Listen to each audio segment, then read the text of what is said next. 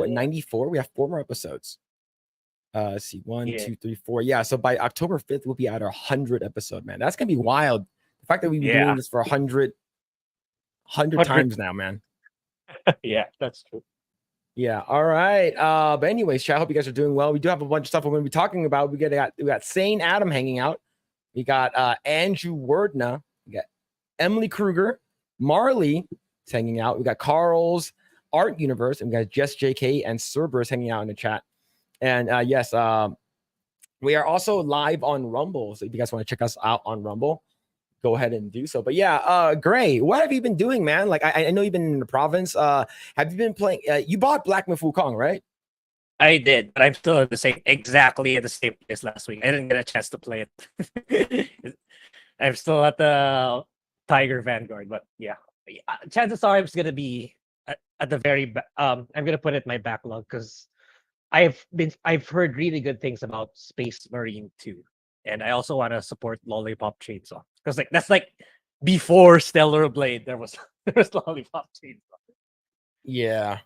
I think Lollipop Chainsaw is coming out Monday. Is it like Monday or like Tuesday? Like 3 days after Space Marine 2, and yeah, I also want to get Astrobot, but I feel like $60 is too much for a game that's really really short.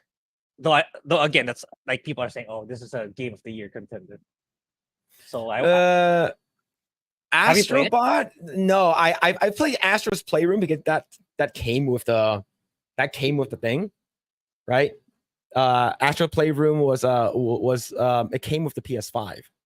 Yeah. So yeah, it's yeah, but I think a full game experience is different from like a PS5 demo. So, but yeah, I'll get it when it's probably discounted, but I don't think it's worth $60.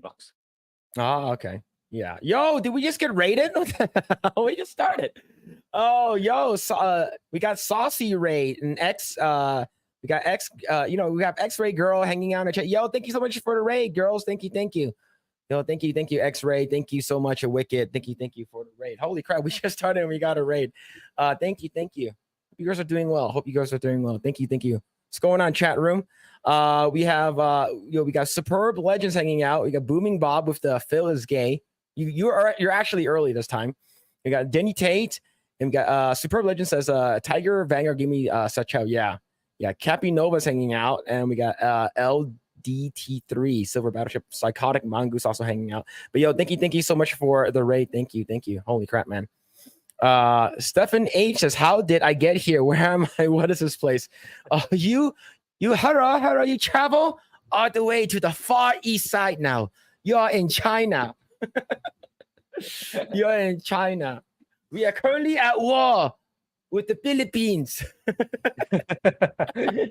But yo, thank you. Holy crap, man. Thank you so much for the raid. Wicked, appreciate it. And we have a Hokies hanging out. What's going on, Hokies? Hope you're doing well. We got Abe hanging out at that one time in band camp. We got Hertz Donut. We got Arturo. What's going on, dude? And we got Mark the Cyborg. What's going on, Mark? What's going on? Hope you're doing well, man. Hope you're doing well. Let's see. X-Way Girl sends her regards. Thank you. What's going on? Dildo Shaggins. Yo, what's going on, man? Good name. Yeah. Is there Urkel? Is this some kind of online community I've stumbled across? Yo, what's going on? I hope you're doing well. We got Drakenwolf hanging out. We got Mavis Beacon. We got Midnight Light. And yeah, man. I hope you guys are doing well. I'm reading the One Piece. I'm reading One Piece in bed with the puppies. Nice. Ooh, very, very nice. But yes, thank you for the raid, Saucy Raid. Thank you for that Wicked and X-Ray Girl. But yes, so I beat Black Myth Wukong, and I've started New Game Plus. And it should be a lot easier. It's not just a lot easier. It makes every boss fight like under 30 seconds. Yeah. Because so, you get do you want me to tell you what it is? Like what it actually like what the sixth relic gives you? Because in order for you to start New Game Plus to get the sixth relic, you have to finish the secret boss, get the true ending, and then once you start New Game Plus, it gives you the sixth relic. I don't know. You get the guy from the beginning without the weakened state. That's what I imagine. You get the crown. The You get thing in the beginning of the game. no. You get the actual Oh. the Jingu band, the crown that goes over Sun Wukong's head where it constricts his head. Yeah. Yeah, so you And get that just as a 6th relic, and one of the perks in there is all your charge heavies, your duplicates do it with you. Okay, yeah, that's kind of OP. Yeah, so like so one of the, so the Tiger Vanguard, I was able to kill it. I was able to do like one big damage that like got 60% of the life bar. And I'm on New Game Plus. So like imagine if I was playing on regular. But yeah, it's crazy, man. It's really, really fun. Like I basically went through chapter 1 and chapter 2 in like 3 hours. Oh, wow. Yeah, so it's I fought all the bosses, but yeah, it's super, super fun. It's super, super fun because cancel ABF. What's going on? Hope you're doing well. Nagernal equals gay. Is he? Is Nagernal here? No, I don't think he is. Oh no, he is. He just showed up. Anyways, what's going on, Lance? Hope you're doing well. Hope you guys are doing well, man. Calvatanio's hanging out in the chat. What's going on, dudes? But yeah, let's see. Yeah, I've been here before. You know how the algorithm. You can't stop a good show. Most definitely. Let's go. Yo, thank you, everyone. Thank you. Yeah, we have a lot of stuff we're going to be going over. We have to talk about Rings of Power. We are up to date, and it's garbage. We're going to talk about Jenna Ortega. We're going to talk about Sweet Baby because that's in the news again. We're going to talk about Star Wars Outlaws, Concord, this new game that I never heard of called Fair Games that I do want to talk about. Yeah. And a whole bunch of other stuff. But before we get started, would you kindly smash the like button, subscribe to this channel, share this video with your friends. We are actually less than 50 subscribers away from 5,000 subscribers. So if you guys would kindly smash that like button and also subscribe, would definitely help us a lot. And our goal is actually to get to 5,000 subscribers before the end of the year. All right. So that is actually our at least my goal is to make sure we get to 5,000 before the end of the year. So that's it'll be funny if I say that and all of a sudden we go down by like 40 because they don't want to get us there. So yeah, but yes, if you guys do also want to check out some of our merch, go ahead and check out our spring collection right over here. It is in the description below. Please do use promo code Asian at checkout to save some money, get 20% off your order, and everything and anything that you buy from this link does directly help our channel. And thank you guys. I really, really appreciate it. And if you guys do also happen to get some coffee, go ahead and check out Coffee Brand Coffee. Please do use our affiliated link. It's like I said, the most recent one that I got is the blueberry cobbler, which is really, really good. For some reason, I didn't think that fruity vanilla lattes are going to be really good, but this is like my wife's and I's like favorite coffee flavor from Coffee Brand Coffee. It's really, really good. Go ahead and check that out. Please do use promo code Asian at checkout to get yourself some savings. And with that out of the way, let's go ahead and talk about what something big that happened this week. Let's go ahead and talk about something big. But before that, yo, we have Carlos Lima. What the hell, man? We just started. Yo, thank you so much for the $2 super chat, man. Thank you. What's up, my Asian brothers from another mother? Yo, thank you, Carlos Lima, for the $2 super chat. Thank you, man. We got Night Saber hanging out. Hope you're doing well. And we got Max Drummers hanging out.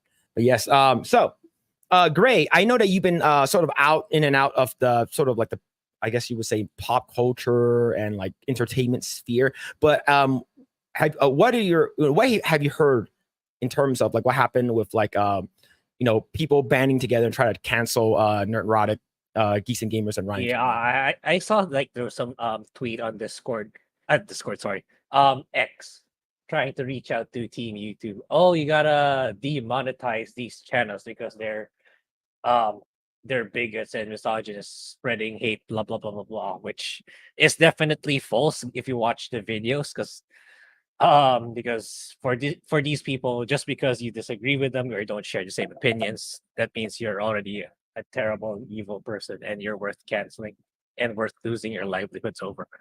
Again, which is like it backfired on them, but I think YouTube is not doing enough. I think they should be the ones to, well, then again, these people don't really have channels. Well, some of them don't. And those that kind of participated in this, yeah, I agree, it's a violation of TOS. Like, G&G, Nerdrotic, and they kind of, and RK Outpost, they kind of leave these people alone. and they even allow them to grow their channels based on just shitting on them, and yet this is what they could, and that's not enough for them apparently. So yeah, you got what no, actually you don't. It's like YouTube kind of support. If I were YouTube, you just shut these channels down for trying to do something like that. And yeah, that's all there is, because they're probably gonna try again at a later point, but it's not gonna work unless YouTube goes batshit crazy. But yeah. Yep, and so the thing is that we're talking about this thing. I guess it's this X channel right over here, an X channel, but this X account right over here. A handful of YouTubers have jeopardized the safety of our community and the creatives we love for too long. The Star Wars fandom demands action. Team YouTube demonetized Neurotic, Ryan Kennel, RK Outpost, and Geeks and Gamers. Hate should not be a career path. So, and they made this video. I have not seen this video yet. So they make this video right over here. An alarming number of users are exploiting their platforms to spread hate. Leslie Jones was subjected to incredibly vicious attacks on Twitter. I don't say anything I don't believe, but of course I do. Okay. Why are they bringing up clips from like 2016 and comparing like Gary, Ryan, and like Geeks and Gamers to Milo Yiannopoulos? Like I don't get it. What? Like this guy, like this. Yeah, Grae. Who's Milo? So Milo. So if you guys don't know, he is like they would consider him a right-wing extremist that works for Breitbart. So I believe he said a bunch of crazy stuff. I'm not sure what his background is, but I know that he said a bunch of stuff on YouTube. He used to have a YouTube channel, and he got demonetized for it. I believe he got the platform for it. Like I believe they banned his account, if I'm not mistaken. But the thing is that he's no longer on YouTube, and I think that's what these people are trying to compare Geeks and Gamers, Neurotic, and Ryan Kennel to. Right? They're not trying, like they're saying, we're not trying to tell you that you should ban their channel. We just want you to take money away from them. Yeah, I read that one too. It's like, yeah, it's clearly a coordinated effort, but it didn't work in the end. Is this a gay guy? Oh, he probably is. Probably say is. Things in a way that is going to elicit a response from people. Sparking outrage, spraying vitriol at many, and helping to legitimize a movement of negativity growing on the internet. There has been a rampage of vitriol that we have faced since the show was even announced, when it was still just a concept and no one had even seen it. So this is what the Acolyte exists for. It's not here for story. It's not here to build the lore. For crying out loud, look at the cast right here. This cast was made for having as little white males as possible in this cast. You know, Lucasfilm, the retarded Avengers assemble over there, backing each other up. Racist, you stick together. That's that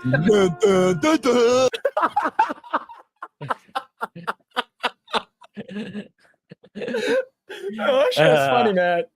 Yeah, that shit's funny as fuck. I don't see anything wrong with it. Now here's the thing, like exactly right. They always try to weaponize like the witty feedback and our people's opinions. It's like, oh, you're just bigots and you're just evil people spreading hate. This is how they always take feedback. That's why they never grow. They never learn. And their content never becomes better. Whatever it is they're selling, it never becomes better. It's just more content for us, for GNG, for FNT to keep farming, keep growing. It's like the reason why we're growing is because more and more people are getting pissed at this BS that you're spewing, and then they continue to do what they're doing. It's only like benefiting everyone who's like calling them out. Yeah, man. Oh, so this is their evidence, right? This is the evidence they sent to YouTube. This is insane.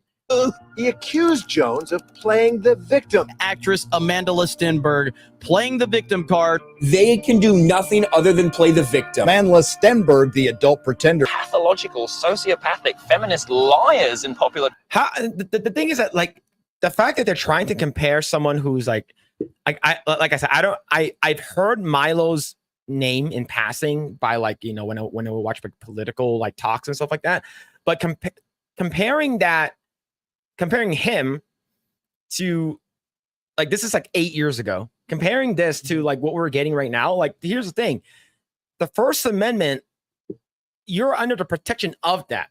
You have the protection of the First Amendment here in the United States to say stuff that it's you can say whatever you want as long as it's not illegal or some kind of death threat or anything like that, right? So the thing is, a lot of these people, like I said before, whenever they become a celebrity, they get millions and millions of dollars doing what they do. What they are technically adult pretenders, right? And another thing is, you're stepping into the limelight. You automatically sort of become a figure, a public figure, and we have each and every opportunity to make fun of you, right? And the thing is that if you can't stand the heat, get the fuck out of the kitchen. Like I don't get how's this an issue, but I'm not sure. I'm just freaking blabbering on. Let's continue. Culture almost like she's fucking lying through her teeth. And it would be one thing if we actually saw some evidence of this, right? If we actually saw some of this shit she's talking about. But no, this is just gaslighting. These are terrible, talentless people that we are instructed we must like, unless then the sort of subtext is, if you don't like them, you're somehow bigot somehow. Terrible performance, her attitude, driving away fans, or anything like that. No, it's everyone else's fault, and they're racist, and they just hate me because I'm black. It's all like. She's so vapid and narcissistic. It is the most like kind of narcissistic, lack of self-awareness. And she's still bitching about oppressors. You've never been oppressed in your goddamn life, you bitch. Look at that. I got a Derek Chauvin George Floyd memorial. But also every single different race of people has been enslaved and discriminated against and oppressed in some way throughout our entire history. The only people that can't get over it seems to be black people. I am not a racist, though I'm frequently told that I am one.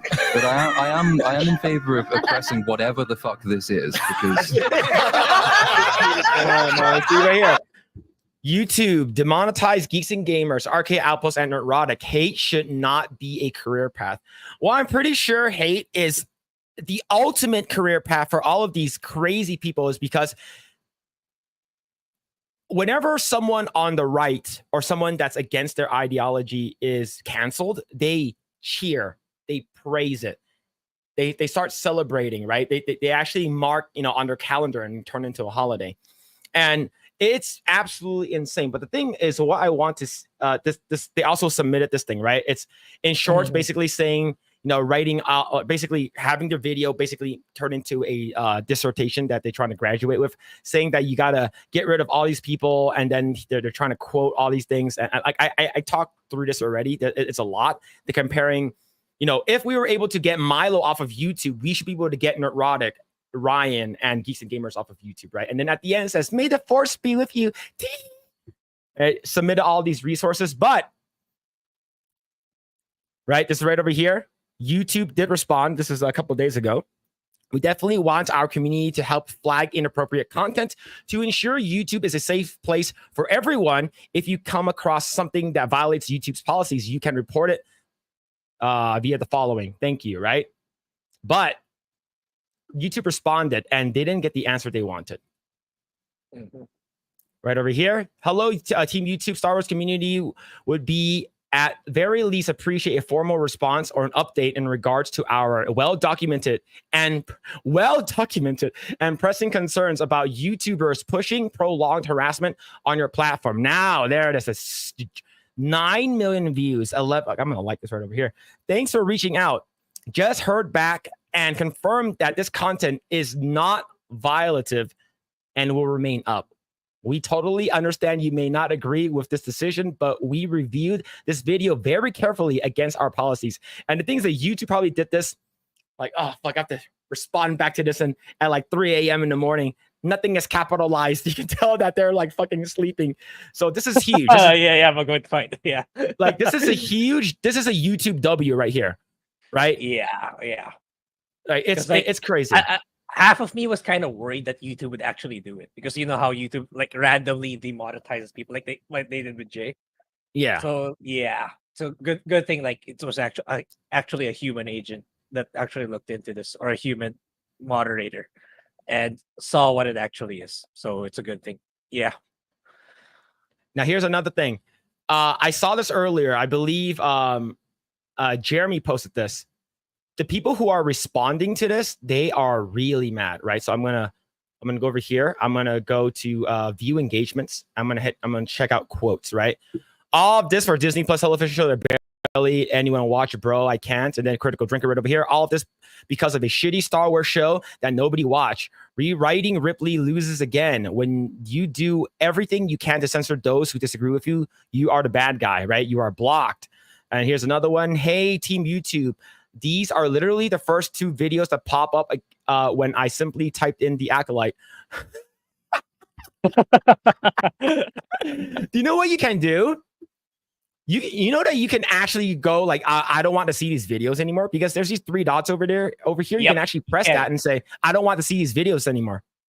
Yeah, you absolutely can. Like, that's what I do. It's like, that's the reason why I have like 2 main accounts to watch stuff. If I don't want to talk, if I don't want to see pop culture woke stuff for a while and just see pure video games, I go to my main account. But if I want to see like Geeks and Gamers, FNC, movie reviews, Rings of Power reviews, I go to my other account. That way you can filter what you want to see, because like you're teaching the algorithm to what to show in that particular account. So you just gotta do that. It's not hard. Yeah. The crazy thing is that this I saw another one that's pretty nuts. This one right over here. If I ever catch the YouTube CEO, this is a call to violence. Yeah, exactly. But the thing is that if you scroll down, right? People reported for violence right here. Bravo, I don't give a fuck. Blah, blah, blah. Black van showing up at your house tomorrow, right? This person doesn't care. And the thing is that right over here, didn't she just die too? Ain't no fucking ways, because like he's like, that could have been me. I should be the one, right? Because Susan, I believe Susan passed away like earlier this year. Yeah, she did. Right. And the thing is that this person, these people, unhinged people, they have 0 following, and they always have an anime character. Yeah, right. It's like it's super easy to hide behind the keyboard and touchpad and not put yourself in front of a camera, talk about it as video, and constructively make your points or arguments on why you think you are right. They never do that. They just like, oh, you're a hater, you're a bigot, just because you don't like what I like. This is all there is to it, to these people. Yep. And there's a very good there's a very, very good post that Cenk Uygur put out. Do you know who that is? A very good post from what? Sorry, Cenk Uygur. I don't think I saw it, or maybe I did, but okay, you can show it. Okay, let me see if we can find it, because it's actually pretty it's actually pretty good. I don't think I can see it now, but there was a post that he posted early. Okay, I'm trying to look for it. I don't see it. There's a post that he posted earlier this week that he says 5% versus 95%. And 5%, if you are 5% MAGA, right? This ties into real of course politics. If you are 5% MAGA, the MAGA will embrace you and welcome you into their fold. Doesn't matter how, like, the fact that you're 5%. But if you are 5% liberal, like leftist, leftard liberal, they will cancel you immediately. Right? Like, case in point, J.K. Rowling. J.K. Rowling is extreme leftist, like hardcore, like leftist leaning, but she disagrees with one point that the leftists have. Now they're trying to get rid of her and potentially, wish her death and send her death threats and other stuff, right? And these people are exactly the same, right? These people are exactly the same. Like, the fact that like you can agree with everything that they're thinking about, but like if you disagree with one minute fact or detail, they'll just cancel you for it. So it's these people are actually insanely unhinged. But yeah, like the thing is that this guy has like I said, he has like not like 100 followers. So for me, like I think our account has 1,000, which is not a lot either. But like the thing is, losing 90 followers, another one will just pop in his place. So these guys are absolutely unhinged, and yeah, they should just report this guy, man. But yeah, it's I'm glad that YouTube favors how would you say it? First Amendment and free speech. But yeah, this is absolutely crazy, man. All right. Let's go ahead and read Yo, Tatsu-sama with the 10 gifted membership. Yo, thank you, man. Yo, thank you. Appreciate it, man. And thank you so much for the 2. Thank you. Yo, thank you. Yo, he says, Hera Pri. Yo, thank you, Tatsu-sama, for the gifted membership and the super chat. Thank you. And Old Renaissance Boomer with the 2. Thank you, man. When all you look for is hate, what do you think you'll find? Exactly. People go out of the way to bitch and moan about anything, and it's sad. All right, let's go ahead and read the comments right over here. See what people are saying. But yes, we're also live on Rumble, boys. We're also live on Rumble. What's going on, Observer? Hope you're doing well, man. Maxima says, putting a lot of things together out of context. Absolutely. So V Real, how's it going? Hope you're doing well. Why did YouTube take me here directly? It's because you like fried rice. I don't know, man. Let's see. The Echo shit was so anti-straight white guy. Even I almost got offended as a straight white guy. But then I realized being offended is gay. Yeah, man. Like I saw a post. I forgot where it was, but I think it was. There's a guy who was like complaining a lot online about something, and he said that I'm super gay, but I don't even suck as much dick as you do. Yeah, I think I read that too. Oh shit! I think it was from you. Man. I think you retweeted it or something. That was so funny, man. I saw that. You see, if I didn't already know about G&G and Erotic, been subbed for years, the hit piece would make me seek them out and to subscribe. Nice work, BuzzFeed. Yeah, exactly. Right? It's the whole like, don't go and subscribe to their channel, and then obviously it's the freaking Streisand effect. Let's see.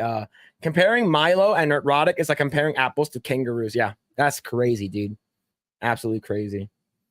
Let's see. If Milo was an evil person, he would be the second Epstein. That man has secrets on a lot of people in the conservative circles. Probably does. Let's see. I think Gary is a subjectivist and moral relativist too, but at least he argues against the trash. Yeah. Like the thing is, there are times whenever we think something looks really, really bad or looks woke, and then we actually, consume the product and it's not. And that's a good surprise. Right. And we're like, oh, like for me, like one main thing that I thought that was going to be super cringe and woke was Wednesday. Grae, did you watch Wednesday? No, not yet. It's pretty good. It's actually pretty good. But yeah, so originally because Wednesday, she goes to this school for how do you say, witches and like werewolves or whatever, sort of like Hogwarts, right? And then she gets her roommate is like this colorful, vibrant, like blonde chick that is like, oh, is she gonna be a lesbian? Is she gonna be super lesbians with Wednesday because they're roommates? And a lot of people, like even I thought that was gonna happen. And you find out later on that it's not. They're both straight. And a lot of gay people hated it. It's because they said they queer baited them because they thought that was gonna happen. Yeah, man. Jeremy equals gay. That's what I heard. Let's see. Continue going down. Let's go. What's going on, Adam Rice? Hope you're doing well. I always love seeing your profile picture. It makes me happy. I don't know why. It just does. See. All these companies and banks, government promote this killing. Yep, they do. They promote that shit. Night Saber says, I'm waiting to see them get popped for their campaign for TOS community guidelines. Now, here's the thing. These people, what's that girl's name? Like Molly and Star Wars Explained. They said that you need to, your community, your comment section is a reflection on your channel. And if you don't monitor or stop them from saying anything, then it's your fault. Right? This guy that says, if I ever catch the YouTube CEO, that's a part of their community. Yep. Right? So it's does that also apply for you guys? Mm-hmm. So, yeah. Yeah, it's sad. You boys drink alcohol. We should have a drink, a toast to the spirits of the grain of nothing else. I don't have anything, but I am Asian. I do have my tea. I do have my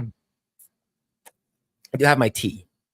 Let's see. Dildo Shagan says they liked to say that the Star Wars community. I was a part of the Star Wars community from age 7 to 21. They are not part of the Star Wars community, not the real one, anyways. Yep. The real one, the person who is like really, really a part of the Star Wars community is actually Star Wars Theory. He plays everything and indulges anything Star Wars, right? That guy has a positive outlook on Star Wars. Star Wars Theory never got any flack until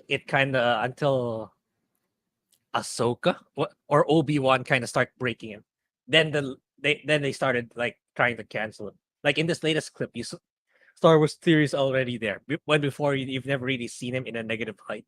People always kind of liked him, but until he said that he doesn't like what he's seeing with the recent Star Wars content, a lot of people tried to cancel him, or still trying, per se. Yeah. Let's see. I never remember. I remember when the leftists complained about anime avatars on the right. I wonder when that flipped. I don't know, man. Like for us, I guess I wouldn't say I'm hypocritical, but like I did have a photo of myself when I first started like on what's it called again, on Twitter. Like I did have a photo of myself, an actual photo, but then once I started like trying to push my channel, I sort of made everything the same, and it's just basically like a cartoon drawing of something I did of my own face. But yeah, man. So anime is evil. According to Matt Walsh, it is. According to Matt Walsh. See, what's going on, Grizzle Entertainment? Hey, now I got a Ghibli avatar. Ghibli avatar is different because Ghibli is based, right? What's going on, Lost? How's it going, man? It's been a while. So we can't let these freaks steal the anime profile picture thing. We have to take it back and make anime profiles great again. Yeah. Let's see. All right, let's go all the way down. Let's go all the way down to get in line, Phil. Sorry.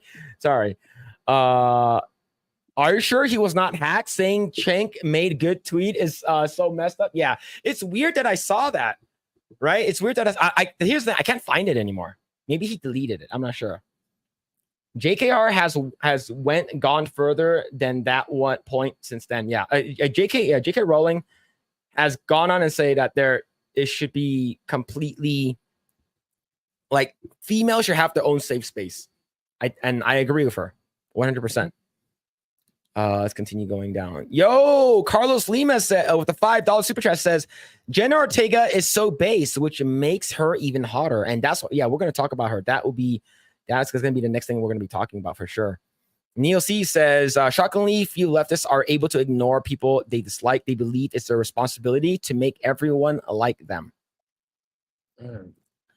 Yeah, that's crazy, man. Yo, what's going on? It's me and HD. Hope you're doing well, man. Hope you're doing well. Let's see. Do you not think that Asian people would figure out how to make wine from rice? We do have rice wine. Yeah, I think there is. Yeah. Yeah, sake is rice wine. Yeah. Yeah. Let's see. Yo, we're also Hertz Donut from X. What's going on, man? Hope you guys are doing well. Yes, we're also live there too. We're also live there. Phil is gay and commie. All right, I did beat Black Myth Wukong. So a lot of people said that if you bought the game, you're embracing in Chinese propaganda. Oh shit! That makes two of us then. Let's see. Lost says Jenna is super hot for real. What a baddie! Damn. Let's see. It's because the T's hijack the LGB people and face them to agree enough. Though a lot of us don't. I'll never agree to pronouns or men in my bathroom. Absolutely.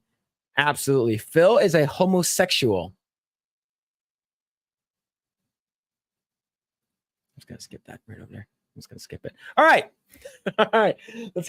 Let's go ahead and talk about Jenna Ortega. All right, let's go and talk about Jenna Ortega because that is something that we do want to talk about here. Now, If you guys don't know, Beetlejuice is out. Beetlejuice number 2. I heard it's getting mixed reviews. Whether or not overall people said that they enjoyed it. But Grae, what have you heard about Jenna Ortega in terms of this week? The one I heard is like female characters should have like their own stories, not trying to hijack existing IPs like Jamie Bond. And that's all. I didn't read the main article, but I think that's the main underlying point anyway. So yeah, that's what I've heard. Yep. Yeah, basically that's it. I do want to read more into this. This comes to us from The Wrap, and it says Jenna Ortega says women should have our own franchises, not spin-offs. I don't want to be Jamie Bond. I want to see just like another badass. The actress says, "Yeah." Now here's the thing. I had no idea there were so many Jenna Ortega simps out there.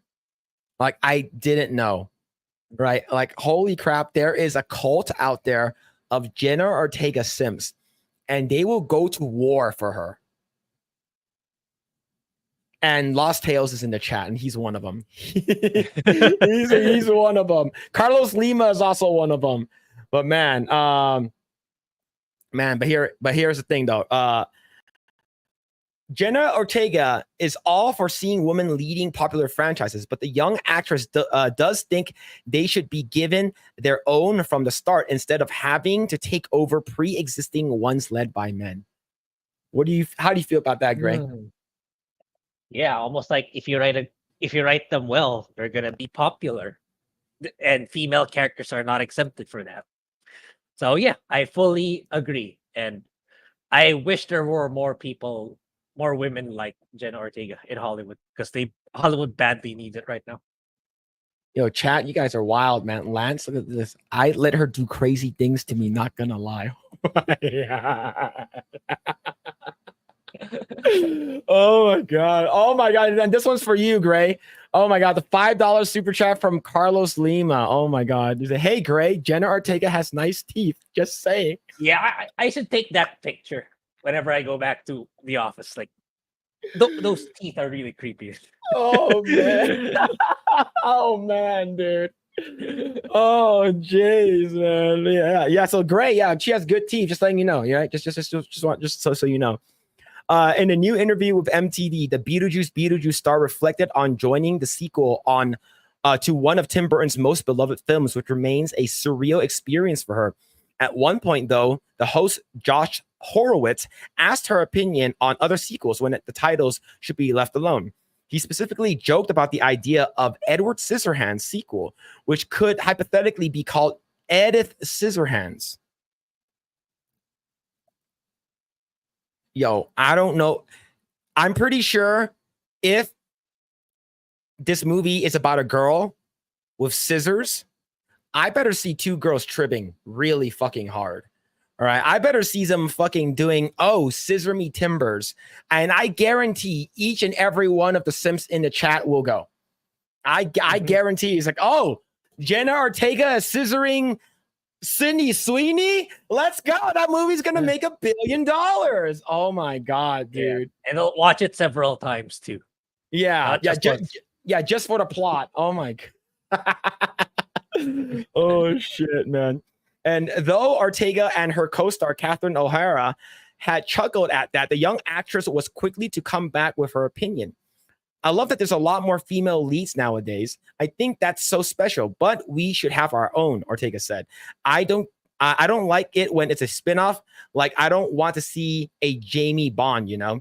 I want to see just like another badass, which is absolutely based. I think she has, for a young actress in Hollywood, she has very good takes. And and the thing is that, yeah, I think she's very cute. Okay, I know I have to wait in line, right? I'm pretty sure I'm in the back of the line. There's at least billions of people lining up. Grae's one of them. See, Grae, you see her teeth? They're pretty good, right? Yeah. Oh, shit, man. Let's see. O'Hara was quick to agree with her, poking fun at how some twists are executed to introduce a new female protagonist. You can watch the full interview in the video above. Beetlejuice hits theater on Friday, September 6th. So, Grae, what do you think about her take on this. Yeah, W take, and I hope like there's more of her in the new generation of female actresses, like more Sydney Sweeney's, more Jenna Ortega. Like the wokies have to go away if we want Hollywood to change and we want like good movies and TV shows to be back. Because until then, things are just gonna stay the way they are unless there's more people like them. Yeah. We definitely need younger stars that are coming out and saying that, this, I actually think this is wrong. Like we talked about last week with Marcus Cyborg, Iman Vellani, really based young, like, really smart. Yeah, it's I think of it as a good sign, like the younger generations, like seeing also getting to see all the BS. They're not getting influenced by these DEI funded content, not getting, indoctrinated by this stuff. It's a good sign. Yeah, man. But I to be honest, like I like her even more now. It's because I remember even her. Did you know that they were trying to like tell her to shut up on the set of Wednesday? Because she said Wednesday isn't supposed to be like this. Wednesday's supposed to be like this. Like, but she basically started to like talk back to the writers. It's like, no, this is not how her character is. And they're basically calling her problematic. Do you know who was also problematic? Henry Cavill. Mm-hmm. Yeah, but I believe Wednesday, when it first came out, it was one of the highest viewed shows on Netflix at the time. So I think Jenna Ortega is really good. I know that there was a movie came out earlier this year where she was taken from the back. So that's a movie I probably need to catch up on as well. Oh man. All right, let's go ahead and read the comments. Let's see what people are saying, man. I see. I will straight up Phantom of the Opera, Jenna Ortega. That's how far I'll simp for Ortega. Oh my god. Yo, chat's wild, man. Chat's wild, man. Oh man. Oh yes, you speak of wars and females. Yes. I like that Grae has teeth, Lorna. Oh man. The Uma Thurman was amazing in Kill Bill. Why can't Hollywood do more things like that? I think you need good directors and good writers to do it, right? Because that's a Tarantino movie, and you just need like once Tarantino and all of the really good directors and writers are gone, like you're gonna be left with a lot of woke stuff. So that's the reason why like people have to start voicing their concerns about like really shitty TV shows and movies and video games, is because if not, like all the good ones are gone and all we're gonna get is the shitty stuff. Or you can make your own stuff, which is what a lot of people are doing now. You joined a cult too if you looked up Jenna Ortega getting up on YouTube. All right. I guess it's something you got to do now. Jenna Ortega getting up.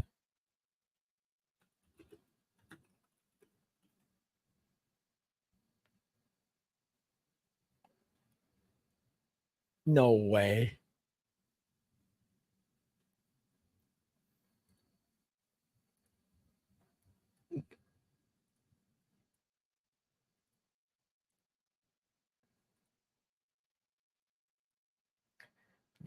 All right, let's see.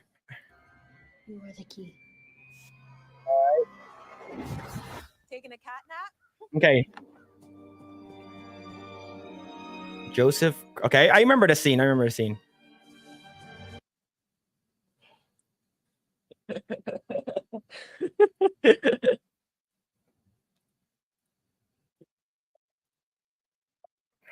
my god, chat. Oh my god. So this was it. So that's it.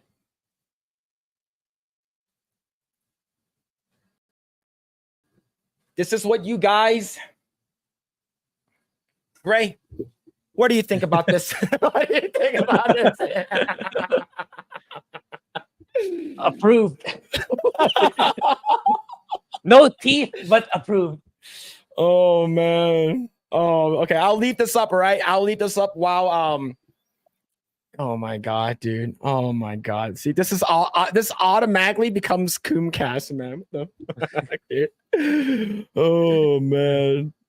Oh shit, man. Edith Scissorhands. Yeah, what a discount. Yeah, Jenna Ortega and Daphne Keane should do a movie with Sydney Sweeney. Charlie's Angels, maybe. Man, she would be busy. Yeah, a lot of money. Yeah, if you guys want a lot of money, you'll make $1 billion, dude. Fucking love you, Phil. Laugh my ass off. Damn, Phil. Yeah, man. Yeah, leave Edward Scissorhands alone. Now, here's the thing. Like, she's been in 2 Tim Burton properties now, which is Wednesday and a Beetlejuice. Like, I can see her being like Corpse's Bride, actually, if they were going to do a live action, because she has that skinny, like, petite figure, but she's not tall, right? So yeah, man. I don't find Ortega attractive at all. Ooh, there's going to be a fight in the chat now.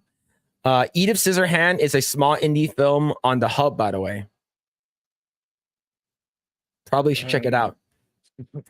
Is it directed by the same guy that did the Captain Marvel one?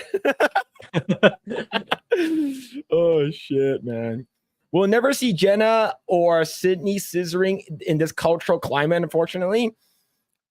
You never know, because you'll never know. You'll never know. I feel like things are, there are signs that normality is trying to make a comeback, whether it's through movies, pop culture, or video games. We're gonna talk about Concord later for sure. So if Sony doesn't see the writing on the wall, I don't know what will. But then again, they're making fair games. But yeah, yeah. See, the thing is that you never know that they might. Okay, the fact that you got Euphoria, like a lot of tits, a lot of big tits. Okay. And then you got Orange is the New Black. It is really woke. I watched it for the boobs. I unfortunately did see some fat boobs in there, but there are some really nice boobs in there too. But Orange is the New Black is pretty woke too, right? So you don't know. It could potentially be pretty good. It seems like we went up in viewer count by like 10 after showing this video. Oh man, dude. Oh man. Yo, what's going on, Big Z Video Games? How's it going, man? Hope you're doing well. Female protagonist that counts as like an oxymoron. Yeah, it could be really good. It could be really good. Yo, Dave. No, not that yet. No, Carlos Lima. Man, you crazy, man. You putting up a bunch of stuff, man. But let's see. Dave's Pepsi with the 10 Canadian. Y'all pause at the best assets of the Yes, we did. Yes, we did, man. But yo, thank you for the 10. Thank you, dude. Appreciate it, man. Appreciate it. But yeah, man. So there's a lot of good stuff. What's going on, Korean Cowboy? Hope you're doing well, man. Hope you're doing well.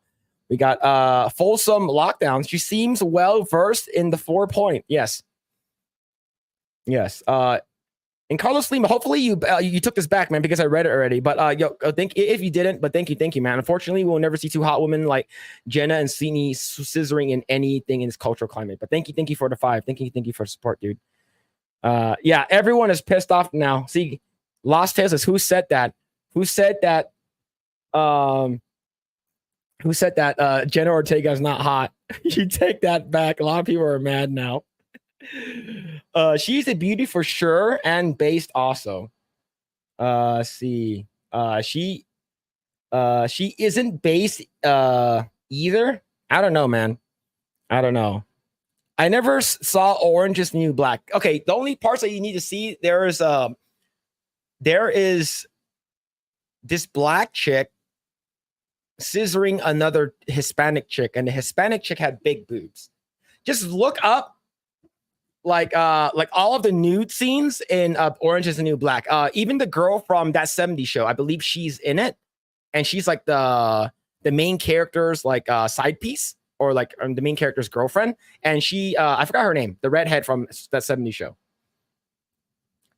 Elle Fanning is more based than her, but Elle Fanning is not good looking. At least I don't think she is.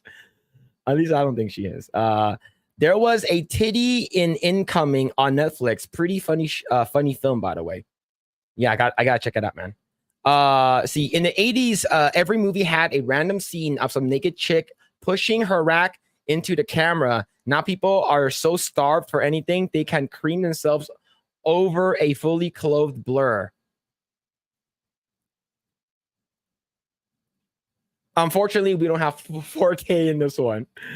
Oh man. Let's see. Have you seen Jenna Ortega and Sabrina's Carpenter music videos taste? Because there's a kissing scene. No, I haven't. Laura Prepon? Yeah, I think that's her name. Yeah. Elle Fanning is religious, so nope, not based. All right, Chad, you got all right. Lost Tales, you need more time or you're good? You need more time? All right, I'm gonna remove it. There it is. All right, but yeah, man. We would definitely want to see more bass people like her coming out of the woodworks for sure, though. Definitely more. All right. All right. So let's go ahead and talk about. Let's go ahead and talk about Alan Wake. Grae, have you played Alan Wake? Alan Wake 2, that is. No, well, the first one. I made a video of the first one, but like, I thought before the launch of 2 that the second one was gonna be better, but apparently not. One of that game, that franchise got cooked really hard by the woke mob. Like they literally race swapped one character, if I'm not mistaken, and they added like a black character unnecessarily, where she became the main character instead of Alan Wake himself. So no, I have not played it. Man. All right, there's an article I do want to read. It comes to us from That Park Place, and it says, after Alan Wake 2 failed to turn a profit, game's senior community manager calls for bigots to be removed from gaming communities. Yeah, I'm actually surprised it hasn't made a profit yet. It probably won't ever if it hasn't made a profit yet. Man, that's actually pretty damn bad, right? All right, let's go ahead and read this right over here. Senior community manager for Remedy Entertainment, Vida Starcevic, called for bigots to be removed from gaming communities in the wake of Firewalk Studios' Concord being boycotted and shut down due to low sales. I don't think Concord was being boycotted. I think Concord just sucked because I never heard anything about being boycotted, right? Yeah, okay, let's be real. Concord, did it being woke contribute to its downfall? Yes, but that's not solely the only reason why. As you said, it's like the game really sucks compared to Valorant, Overwatch, like, and it costs $40 up front. It's like you're really setting it up for defeat compared to we have so many hero shooters already, all for free. And all with better looking characters and with better gameplay. So what were they expecting? Yeah, man. Yo, hey, Zeus Davila, thank you so much for the gifted membership, man. Thank you. Appreciate it, man. How's it going, man? We're doing well. But thank you. And oh my god, dude. Carlos Lima with the 2. Elle Fanning butt does jiggle though. Oh my god. Oh man, thank you so much for the 2, man. Thank you. Oh shit. Let's see. Nico Partners director of research Daniel Ahmad initially reacted to the game being shut down. Quote, the comments around Concord from the right-wing gamer shows the power of collective self-deception. If you say delusional stuff about DEI enough times and build a conspiracy-focused narrative, they start seeing that false narrative everywhere. I guess we have to live with this now. And then he followed it up with, and of course, the underlying emotional response is just standard bigotry and nothing new, except now that there are grifters putting on a 4-act stage play about how capital owners have gone woke and therefore no longer care about profit motive for some reason. And the thing is, I actually tried to go to this guy's post. It's deleted. Yeah, I'm pretty sure I used to follow this guy's tweets because like they're very informative, and now he's kind of like he kind of went Paul Tassi Like Paul Tassi used to be fine with his content until he started, advocating for woke stuff and starting promoting like the Marvels, it's a really good movie and stuff like that. Yeah, a lot of people kind of caved to the woke stuff. Like that's not like, if you're saying it's woke, there are woke games that did well. Case in point, Baldur's Gate 3. And I would say Hades 2. I played Hades 2 a little bit from time to time, and I think it's a good game, despite the wheelchair god, and they kind of redesigned a lot of the gods. It's still a good game. So yeah, will it hurt the game? Maybe to a certain extent, but that's not the sole reason why a game would fail. It's just essentially the game sucks. These people need to understand it. Otherwise, they'll never be able to make anything good if they keep having this mindset. You know what's funny? He's using one of the characters from Romance of the Three Kingdoms from Dynasty Warriors. Yeah, and he chose one of the gayest characters too. He chose the guy with the fucking whip, the fucking like feather wand bullshit. The fan, yeah. Yeah. I was like, why you choose the gayest one, man? Why you can't choose Lubu? What the fuck? Yeah. Well, to me, he chose like the alleged smart strategist during that timeline. But yeah.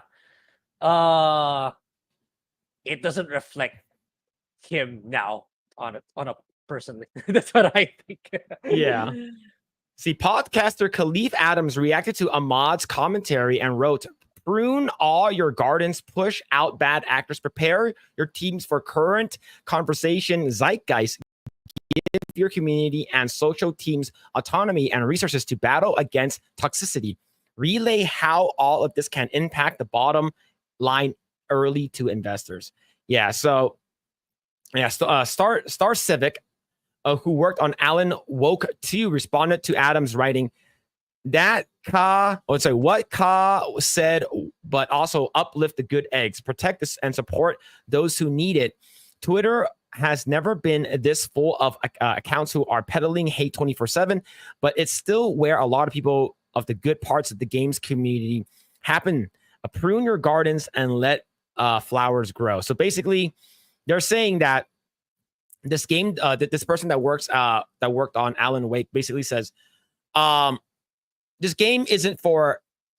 There's no space for bigots in video games. Basically, right? Like they basically if they have the opportunity, like I said, to get rid of everyone that they don't agree with, they would immediately press that button to eradicate all of us. And it's pretty damn sad, right? And this is the side of, diversity, openness, the side of tolerance, and they're doing the exact opposite. In a subsequent post, she added, "Getting bigots out of your community is a band-aid and not a permanent solution. Modeling desired behaviors and championing the kinds of community members you want to be in the majority in your community takes effort and time. Start early, practice often. Small steps are steps too." Yeah, this person is absolutely nuts. But what do you think about this so far? Yeah.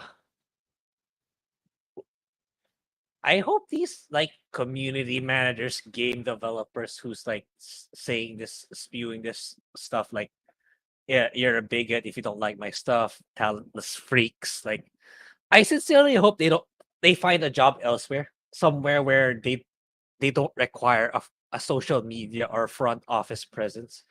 Because like, yeah, you're not really helping anyone. It's like the way you express your opinions and you lash out on people's social media, it only serves to hurt the business overall. So legit, you guys should be in the back office so that you guys should just shut up. Because like, yeah, you have the right to say that. You have every right to say that. But if it's starting to hurt livelihoods, businesses, you're better off just not speaking at all.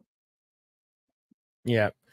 All right, let's continue. Let's see. Ironically, Starcevec appeared to be successful at this, given Remedy Entertainment has failed to turn a profit on Alan Woke 2, meaning many gamers chose not to purchase the Sweet Baby Inc. infected game.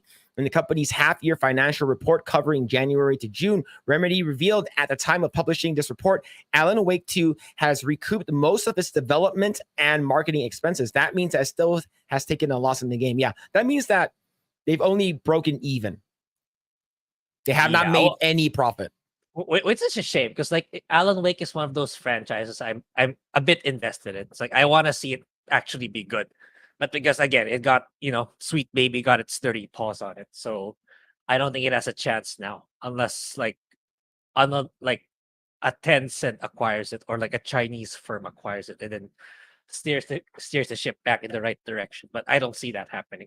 See, like the crazy thing is that what day and age are we living in right now that we would be more okay with a Chinese company acquiring American like or more westernized like development companies and publishing companies over just having them done here, right? That's it's nuts. Is because the stuff that's coming out from China, right? Let's not just talk about like Korea and Japan, but let's talk about China in general, right? China has, yes, they have their propagandas, and most of the stuff have to go through CCP and stuff like that in order for it to get approved, whether to go in or out of China. With that in mind, the fact that they are more based and more traditional than these woke, crazy development companies, it's actually pretty insane, right? Like you're getting like you're actually getting really hot girls from these video game companies, right? Like you're like if you're taking a look at all the girls that are in Black Myth Wukong, all of the girls that are in Genshin Impact, Zenless Zone Zero, Honkai Star Rail, right? You're looking at all these hot women, like and then you're comparing it to all of these Western game developers. All their women are like fucking ugly, and it's rare, right? The last time, like I saw a sort of comparison with there's this hot character that was in Metal Gear Solid, and she's basically wearing like a bikini top, and it was actually modeled after the actual like character, and she voiced it too. And I was like, oh, that character's really hot. And then you have Humberly Gonzalez for Star Wars Outlaws that looks nothing like her, and it's really sad, right? And the fact that we're in a day and age that we're more okay with China than we are with development companies here is wild. Yeah. But man. In their business review for January to March, is shared in February 2024, Remedy announced that Alan Wake 2 has sold 1.3 million units as of the beginning of February. Alan Wake 2 sales have continued with a high average price. At the end of the first quarter, the game had recouped a significant part of development marketing expenses. Not only has Alan Wake 2 failed to turn a profit, but YouTuber Madam Savvy, shout out Madam Savvy, exposed Starcevec's own hypocrisy by sharing a number of posts she made revealing she would not have worked for Remedy if Control had made a male protagonist. She's also made it very clear that she engages in discriminatory behavior based on sex and race and is an advocate to make all characters gay. Oh, man. Oh, man. All right, so right over here, let's see if we can bring this up really quick. Let's see if we can bring that up. All right, okay, this is the post. Getting bigots out of your community is a band-aid. Okay, we talked about that one already. Looking for donations. I want to go back to, is there another one? Okay, I don't see that one. That's something we already read. I wouldn't dream of speaking of such words when you make decisions based on how shallow requirements. The community manager for a game company or any in general should not show preference of one sex or another. So that's what Madam Savvy wrote, right? Okay, here it is. I joined Remedy Games because I wanted to work on Control. Because during my on-site interview, I saw a game with a female protagonist that looked like exactly the kind of game I wanted to champion and build a community around. Thank you for the Control community, always. And here's another one. Yes, a very important part of me is taking the job was in game which you play as a woman. Okay, here's another one right here. Something that continues to surprise me about the influence management is while I repeatedly and vocally insist to agencies that they should pitch us diverse creators for paid initiatives. The initial deck proposal I get most every single time is a wall-to-wall white men do better. Maybe I'm naive, but it's surprising to me how I still have to say, show me diverse creators, please, in every single brief. I'd expect that in today's media landscape, a diverse range of creators would be a given. It's frustrating that it's not. She's white. Yeah, and maybe because they're just, it turns out the white people are good at what they do. I don't know if you saw the tweet I saw the tweet like this morning or yesterday. Like, have you seen the picture of the dev team of Astrobot? No. I should try to look for it, but it's like there was one female there, and they're all mostly dudes. Oh gee, I wonder why. Oh man. Okay, so here it is. I found this image right over here. Here. Glad to hear y'all, the gay Alan Wake 2 fans in my phone, like the acceptance speeches from Matt and Ilka for the Arab Game Awards. It's a shame we couldn't have got them together in person, but I'm grateful they were keen and able to do this after all. This is absurd. Alan Wake is for the gays. The first Pride was a riot. Companies aren't your allies. Capitalism isn't your friend, and no kind of consumption under it can be ethical. Ask what brands who post rainbows in June are doing for LGBTQ plus employees, and the other 335 days. Give gay people your fucking money. All I do at work is befriend everyone on the writing team so I can tell them to make every character gay every time it's feasible to bring up, more often than you think. If you think this isn't about affectionately, yes, it is. It's called direct action. Wow. Just wow. Yeah, that's insane. It's like, yeah. So I can see this bitch being like, in a meeting, and someone says, "Oh, sorry, I was late. I just got off the phone." Literally, South Park Kathleen Kennedy. Yeah, put a chick in it to make her lame and gay. That's yeah, literally what she's doing. That's right. Literally what she's doing in the writing room, in the artist. She's waiting in a meeting, and then her boss comes in, or like the senior writer comes in. It's like, I'm sorry, I'm late. I'm having a really I just found out my mom has cancer, and it's not looking good, and she might have to she's in stage 3, but she has to go to chemotherapy, and I'm just having I'm sorry. I didn't want to talk about it. Let's continue talking about the game. And he's like, why aren't the characters gay? That's immediately, why aren't they gay? And then he's like, what? How does this have to do with my mom? Why aren't they gay? It's like whenever I can bring it up, I will. I was like, this is insane, dude. But yeah, would you ever buy games from people that makes that talks like this and thinks like this? Only in the high seas. That's where I will secure my copy of the game. Yeah, man. Yeah. For real, I ain't buying. You're not getting a dime from me if that's your stance, that's your philosophy, and what makes a good game. Yeah, I said in the private chat, the dev team behind Astrobot, and maybe they're just good at what they do, and they're if you look at the picture, they're actually kind of diverse, and no, I don't see anyone in the team talking about diversity is important. So you see some females there, here and there. Yeah, mostly dudes, but maybe it's just that they know how to make a good game. Okay. Maybe here's what I can see these people saying. Where's the black person? Why there aren't any black people on your team? What is this? Why is there a white guy, 2 white guys in the front? What is this? Why are the Asians at the back? That's so racist. Why are there so many Asians? Or it could be worse. It's like, why are there only white dudes? It's like, what are you talking about? They're Asians.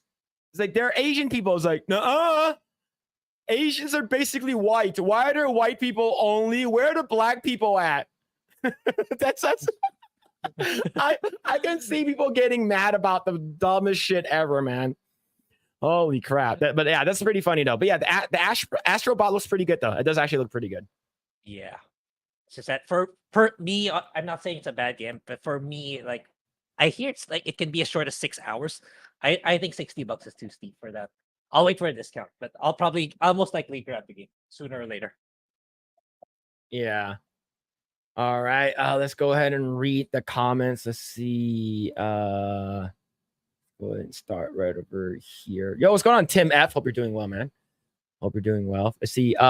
Whips, some handcuff, and a weekend with Jenna Ortega. Make my make a wish request. Wow, you guys are still talking about Jenna Ortega. Oh shit. Let's see. The last time I remember hearing about a boycott for a game was Hogwarts Legacy. Not any game that has bombed this year. Yep. I heard Warner Brothers decided to make a sequel. Yeah, man. I recall last year, or was it earlier this year, saying, "Nah, we want more Suicide Squad. We don't want a sequel to Hogwarts Legacy." Oh, no! What a 180! What a 180! Yeah, man. I think that shit's pretty funny. Let's see. What I find funny is they always say this game wasn't meant for you, and that is why these studios fail. Cater to 1% of your customer base, and that hardly, if ever, buy your product. Definition of insanity. Yep, exactly. Like they think that saying that will get them to buy the game more, right? It's because when they say, "Oh, this game is not made for you," don't buy it. Don't buy our game. Okay, it's not made for you. All right. Look what happened to Concord. It didn't even go past 700 all-time viewers. Players. Mm-hmm. It's like, if it's not made for us, then we're not going to play it. Same thing with whenever Elizabeth Banks said, "Oh, the new Charlie's Angels is not made for you," and the A Wrinkle in Time is not made for 40-year-old white men. It's like, all right, we're not going to watch your garbage. It's that easy. Let's see. Because they know what their audience wants and what sells. Yep, exactly. Yeah, the SK and Chinese devs know sex sells. Why change a working formula? Absolutely. Absolutely. You see, well, the Metal Gear Solid model also deviates from the real woman. Kojima gave her a bigger pair. That's base Kojima, if you're asking me. That's Kojima is based for doing that. All right, let's see. More content incoming. Clownfish TV says Velma showrunner got a different show. Will it never end? I didn't finish watching season 2 of Velma. Yeah, I didn't either, but I wonder what show Mindy's getting. Hopefully it's something that doesn't. Hopefully it's not a popular one or a big IP. Yep. Let's see. Bigot is a magic word to them. They perfectly are described by it, but they do not know because they have never looked it up. Yep. See, anyone that is critical of these games apparently is a bigot to these people. Yep. I don't really care what they call me anymore. What's going on, Chaz? Rough night. How's it going, man? The hate is real, and there is a legitimate problem. There are people who hate when others are having fun. They'll do almost anything to ruin things for everyone. Yep. Let's see. These people should do serious introspection. Yeah, they should definitely reflect on themselves for sure. Mm-hmm. Absolutely. Let's see. If you talk about Astrobot, then you should pull up Astrobot Booth Babes. Oh, I saw that one too. Yeah. The ones in Hong Kong, I believe. All right, Astrobot. I typed in Astrobot, and the third thing that comes up. These girls are pretty. There it is. There it is. Astrobot. Grae, if you're walking down in like, you know, Hong Kong has like these like crazy department stores where like every floor is a different like thing. Like a third floor is like all electronics, right? You go over there and then they're like, "Hey, Xing-san, do you want to check out this Astrobot game?" And these girls look like this. You're like, okay, sure. It's like, how much is it? Oh, it's $60, but if you want to buy the Astrobot like collector's edition is $40,000. Like, all right, cool, I'll buy it. I wanted the controller, man, but they ran out of stock right away. The controller was really, really good. The Astrobot controller? Yeah, that one looks really good. All right, let me see the Astrobot I freaking controller. want one. They never restocked here. It's like I think people wanted them so badly. Oh, it actually looks pretty cool. It looks really good. Yeah, it's actually pretty good. It's like for me, it's the best looking PS5 controller. Yeah, that's pretty cool, man. Yeah, that's pretty cool. See, because if we go back to the booth babes, right?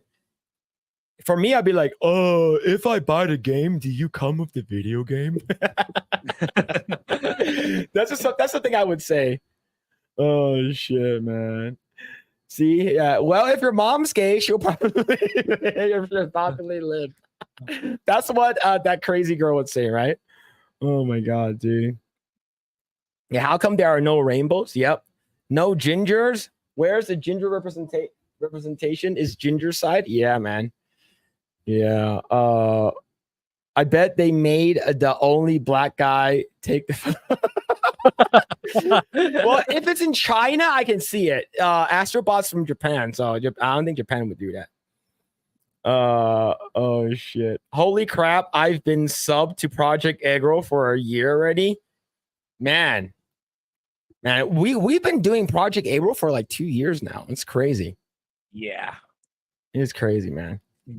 And see, this brew is Mindy Kaling's entire audience. Damn. Damn. True. Well, he is milking that, man. He's milking all of that terrible shows, dude. Yeah. Even the cute platformer has hotter girls than most Western games. You're absolutely right. Mm-hmm. Let's see. Yeah, I'll make her come. All right. Yep. Absolutely. What's going on, Mo Zamboni? How's it going, man? How's it going? Hope you're doing well. But yeah, this actually looks cool though. Is the Astrobot controller can you not buy it? If I probably looked harder compared to my local retailers, I could probably get one, but it'll probably be a lot more expensive. I haven't checked Amazon. Maybe they have stock again, but yeah, that is one looking. It's rare for me to actually want other controllers, but that Astrobot one was really. Oh, good. I could actually buy it right now. I can buy the game and the controller for $133. Okay, that's actually not that bad. Yeah, that's actually kind of the price is kind of. Yeah, I might buy it because my wife likes Astro's Playroom a lot, so I might actually buy this for her. That's a cool controller, though. That is a very cool controller. It's one of those games back in the day where you pay full price, but you can finish it in a day or two. If you're cool with that, and I think Astrobot is it's like a walk down memory lane during those times compared to the games now. I heard they actually have because in the original Astro's Playroom, there's a Final Fantasy and God of War reference. There's a reference to every old school PlayStation game. In the newer one, I heard they have Bloodborne. There's actually a Bloodborne hunter in there and a bunch of other really, really cool stuff. So I do want to try it out. It's because there's so many Easter eggs. If there's one thing about the death of Concord, it's I hope so this pushes Sony to release a remaster of Bloodborne. A lot of people for the longest time we've been asking for that. I was like, all right, we don't want to. Now I have a question for the chat and for you, Grae. Would you rather have a remastered Demon Souls remastered Bloodborne for PlayStation 5 and PC? Or would you rather have a Bloodborne 2?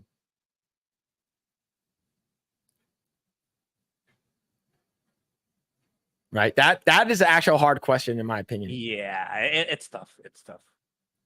But yeah, I mean,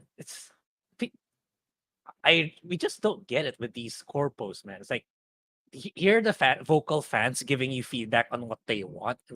Oh, get this. This is gonna be easy money for you. It's but no, we're gonna make a Concord.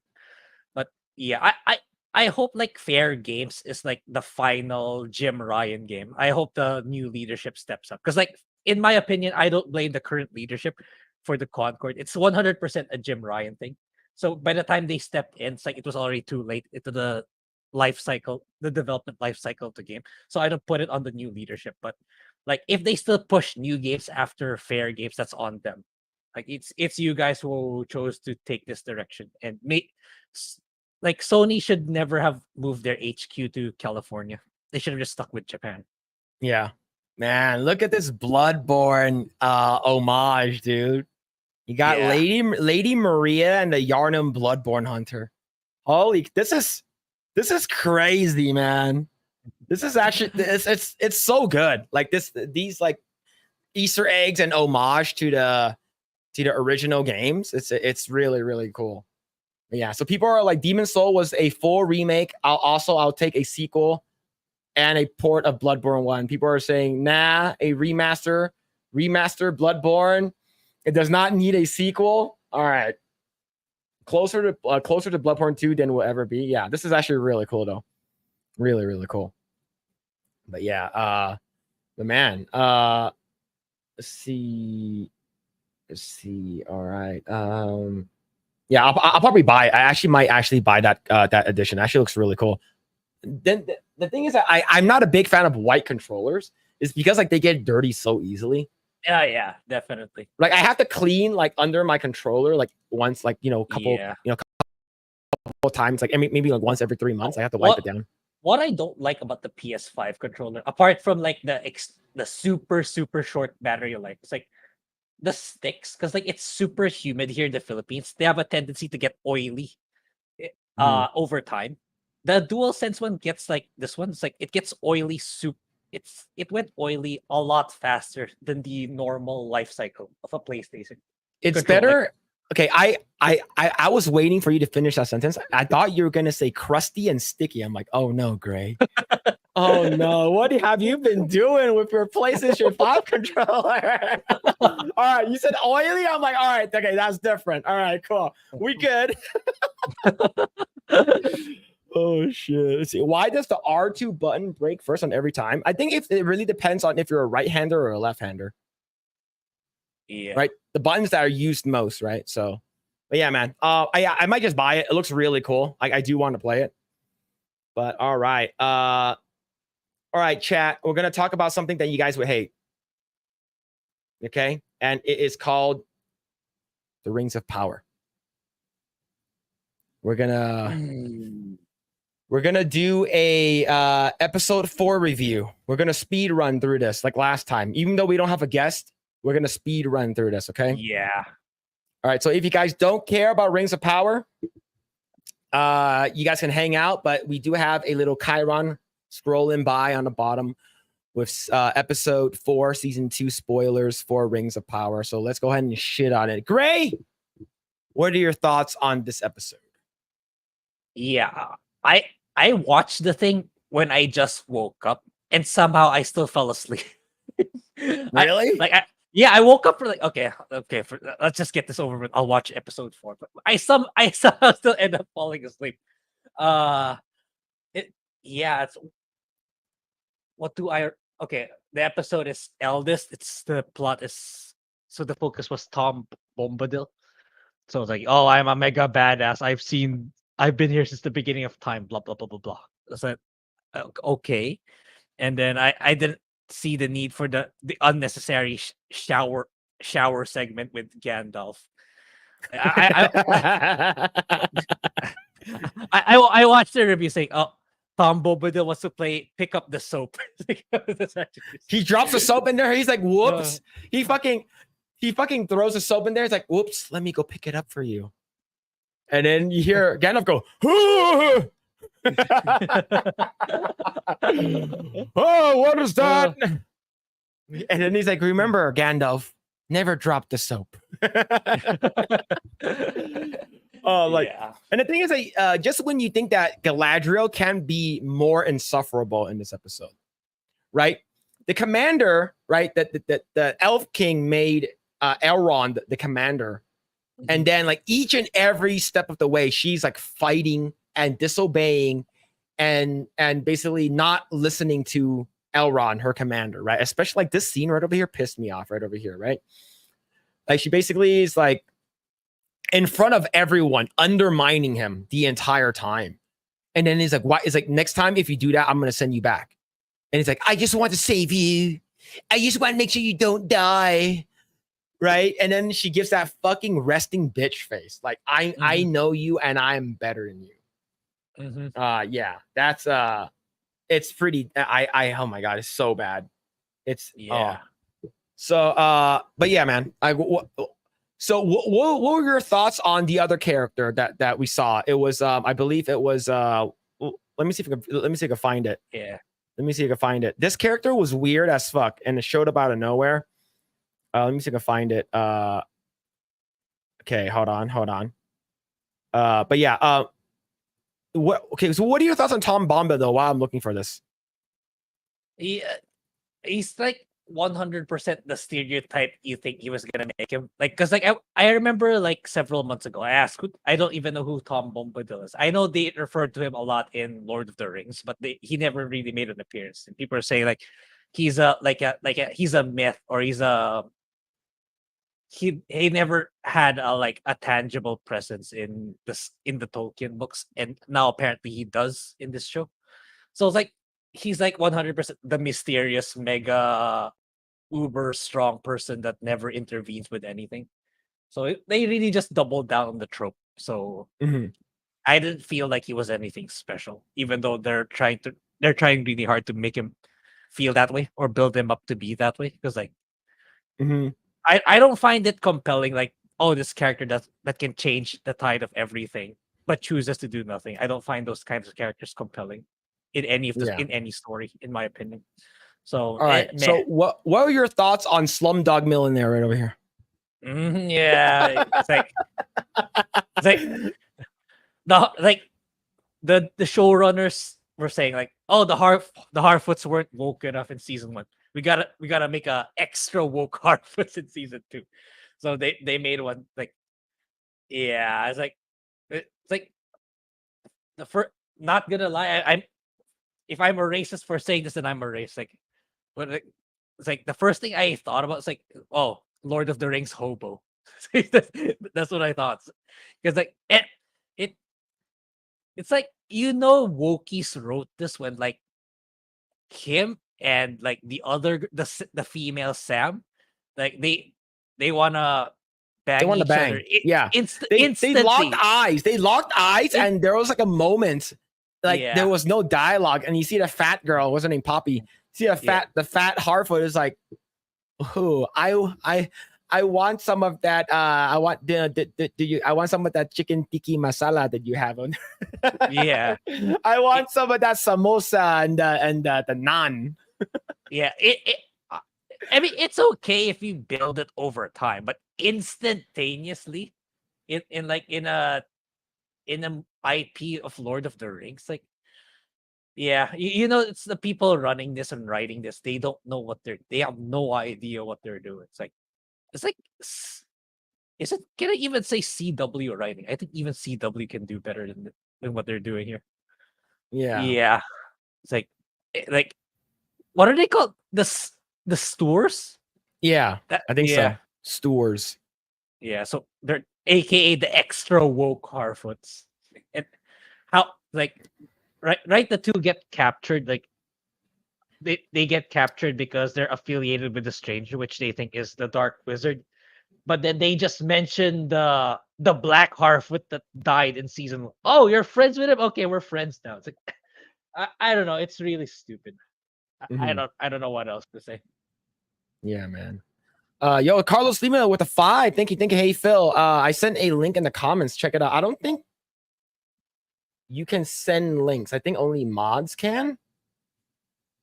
So if you want to share, if you want to like share that with the mods, maybe. I don't know what it is. I think it's automatically like you have to be a mod in order for you to share the link, but I can't see it right now. Yeah, or a Discord if you want to join Discord.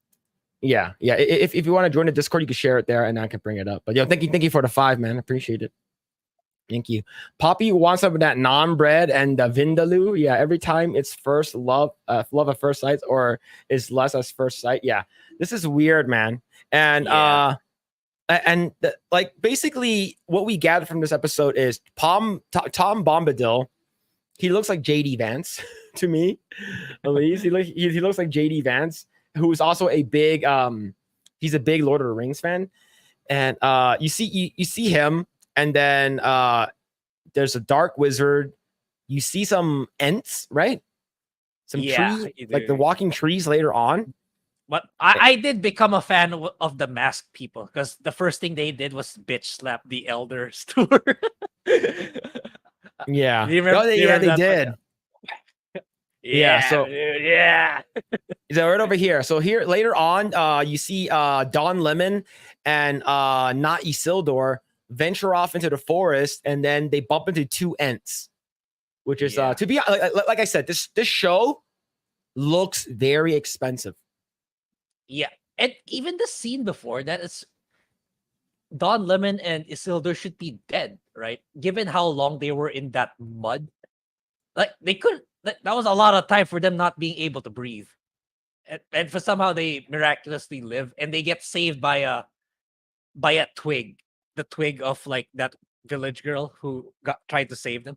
Mhm. Apparently, the elf was not strong enough to save Isildur, but the twig was. It's like, yeah, not really consistent with the writing there. Yeah. Yeah, someone says, Mavis says, get that Slurpee girl. Yeah, I bet you Poppy goes into that 7-Eleven. And then she stays there. And then the Indian guy goes, I'm only open 24/7 hours for you. I'm only open 24/7 for you. some bullshit like that, man. But yeah, you have this scene, and then later on, I believe there was like the fight scene near the end where Galadriel single-handedly took down like hundreds of orcs by herself. Yeah, right. Yeah, and the scene before that, I also fell asleep in that portion where they were fighting the barrows, the wheelwrights. Their weapons didn't work, but they somehow managed to discover right away that the weapons from their corpses are the ones that are effective against them. Yeah, I wasn't really paying that much attention anymore. But yeah, it's boring shit. More boring. Yeah. Yeah, it's like I fell asleep at the part where they entered the base before they entered the orc base. By the time I woke up, it was Adar who captured her already. It's like, wait, what happened? What happened? Yeah, so basically she the orcs are coming, right? And then they were like trying to capture that horse. So and they're like, shh, don't say anything, right? And then one of the elves got shot in the stomach. And then the orcs are like, oh, there's elves here. And then she comes out and it's like, run, I'm trying to save everyone. And there's like 50 of them. And she single-handedly took out like half of them. And like near the end, like over here, there's some like cringe scene over here where she's like fighting, and then she sits and then she basically like kills them by herself. Of course, she's always on the back of the horse because the only time that she's good is when she's on her back. And she later runs and grabs like one of the lanterns these orcs are holding, throws it up in the air and shoots it with her arrow, and it fucking explodes. Okay? Yeah, the arrow doesn't go through the lantern. It just fucking explodes, causes a fucking explosion, kills like 10 orcs, and then she basically drops onto the ground, and then like someone grabs her arrow, and it, like you said, is Adar, and then that's how the show ends. Like, at least that's how the episode ends. Yeah, it's a lot of fluff and it's no substance. Yeah, right. I feel like the showrunner's just trying to like, okay, let's make everything look very cool, at least from what they think is cool, and then afterwards, like if everything looks really really cool, people forget that there's no story. Right. But yeah, man, this is a pretty lackluster episode.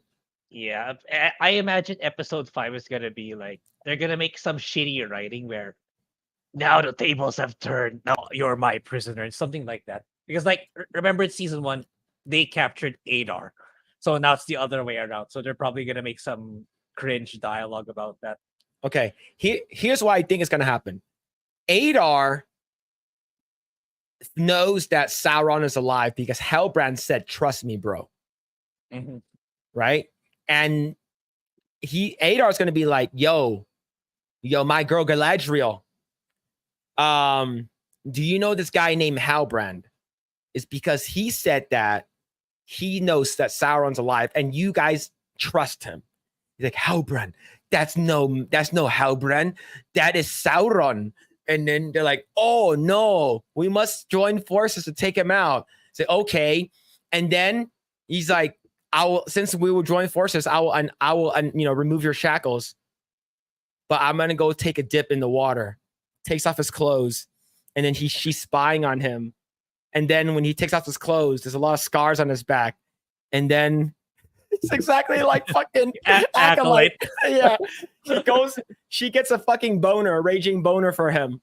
He goes down into the water, and then he grabs his sword, and then he turns around. He's like, "Oh, what are you gonna do? Chop off my Eggroll?" And then she's like, "No, we're not." And then they have wild sex. What'd you think? What do you think? Make it a lot more interesting, in my opinion. It's a lot more interesting. Yeah. Anyways, yeah.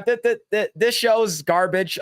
This episode's a whole nothing. There's a lot of fighting that doesn't really further the story. The most is like this part where you see Adar. That's about it. Like, Tom Bombadil is just like, it's like, oh, I'm a wizard, but I don't care about being a wizard. But you're a wizard, but you are the wizard that will take down both, the bad guy and Sauron. And then that's about it. And then there's nothing really happens with the Harfoots because they're stupid. And there's nothing really that happens with Isildur and the fact that they just bump into some Ents. That's about it. But other than that, it sucks. Yeah, she's gonna be lying down. Yeah, she's gonna suck Adar's saber. Yep. If they have sex in the next episode, I'll be like, what the fuck happened to her husband, Celeborn? Yeah. Right? Yeah. I was like, what happened to him? Maybe her holy vagina makes his hair white. And he's like, from today, I will be no longer called Adar, but Celeborn the White. And he has, for where's Gandalf? I need to speak of him. Yeah, her holy vagina is gonna turn him white. That's gonna be it. Yeah, sex in Rings of Power. I can see it. I can see it happening. That's it. But Grae, anything else? Any other, joking aside, like anything else that I missed? Nah, I don't think so. And the thing is, these episodes are long. They always last an hour, and we're just at the halfway point. And okay, not yet next week, but the week after next week, we also need to start watching Agatha. Oh no! Oh man! All right, that is it for Rings of Power. That was really bad, man. I hated it. I hated every moment of it, man. Let's see. Galadriel is such a hate-filled witch. She's reaching She-Hulk levels now. She's just insufferable. She's not likable, right? Like the person that actually has a good, calm, collected mindset is Elrond, and no one's believing him. Mm-hmm. Right? Like he's the only one who's actually smart, but everyone in the show is retarded. Yeah, top-notch writing. Never been more amazed by such dialogue. Yeah, let's see. Nothing is more stubborn than a leg made of stone. There's a great video on someone who researches why the Rings of Power cost so much and reveals a lot of stuff. They didn't utilize any of the money from what it sounds like. It's money laundering. Really? I can see it, man. $1 billion show. That's insane. Yeah, she's gonna suck Adar's saber. Absolutely. Yeah, she's gonna. Borrow fight was fun when the black elf got crunched up. The black elf. I know that. What's it called again? Yeah, go ahead. Yeah, the one that got grabbed and get pulled down to the pit. Yeah, they never even bothered saving him, as far as I know. Just let him die. Yeah, just let him die. And the thing is, I thought that girl would die. Didn't the tree slam her to the ground? Didn't that tree fuck her? Like that weird girl that was following? Yeah, I watched this Peru's review. I haven't finished it, but there's a lot of camera inconsistencies with the angle. It was really, according to him, it was really bad editing. Me, I couldn't bother to go back to the scenes, but I believe this Peru when he says it. All right, Carlos Lima. Thank you so much for the $2 super chat. Sent you the link on Discord. Is this a real photo of her? Is this a real photo of her?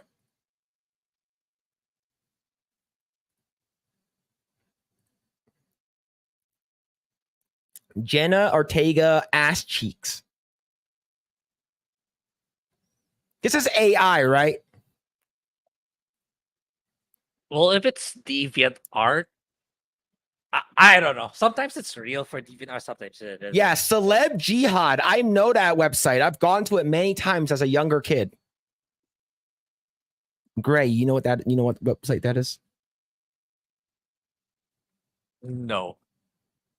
It is a celebrity leaked video and footage website for adults. Oh. Yeah. Yeah. Celebjihad.com.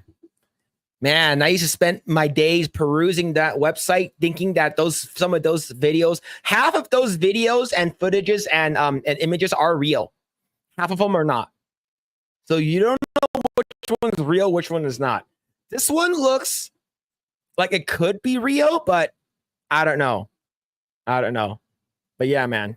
I'm pretty sure Lost Tales is Googling it right now.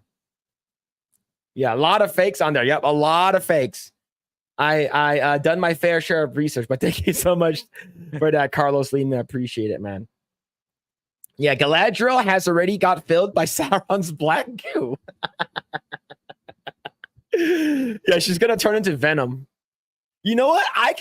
It would be cool if there was like someone who made an art of Galadriel, like with Venom goo all over her. Like that'd be pretty cool. Like Venom Galadriel. I would like to see it. Do a reverse image search and see what you get. Okay, I will. Jenna Ortega does have a booty, and a good bra will enhance her boobs. I'm pretty sure she does. All right. Phil, I'm checking Celeb Jihad site right now for this photo. I think it's legit.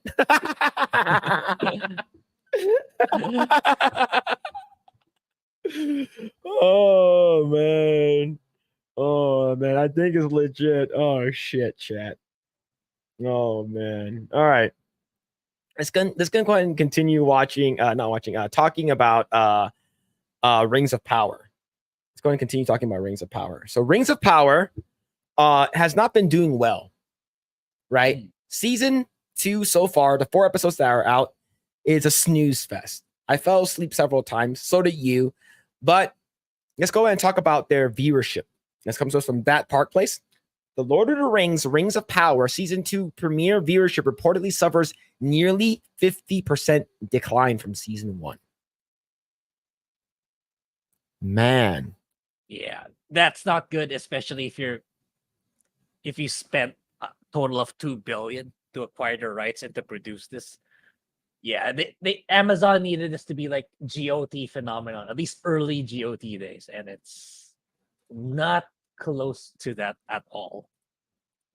Yeah, that is pretty damn bad, dude. Like, holy crap, man.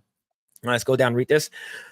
Lord of the Rings, Rings of Power, Season 2 premiere reportedly suffered a 50% decline in viewership compared to Season 1. Data tracking firm Samba TV reported the first episode of Lord of the Rings, Rings of Power Season 2 was only watched by 900,000 people, U.S. households in its first 5 days. Damn. First 5 days? Holy crap, man. And I know normally they show the first 2 episodes whenever a season premieres, but this time they even jacked it up by 1 episode to skew the numbers. And even then, it's not looking good despite that added episode. Man, yeah, you get like 3 episodes like right off the bat, and even the first one can't even garner at least 1 million views. See, back in February 2023, following the conclusion of the first season, Samba TV revealed that the premiere episode of the show was watched by 1.8 million U.S. households in its first 4 days after release. It eventually racked up 3.3 million views in its first 15 days, which is pretty good. Yeah, like you said, they want this to be their House of the Dragon. And it's not even close. Like, holy crap, man.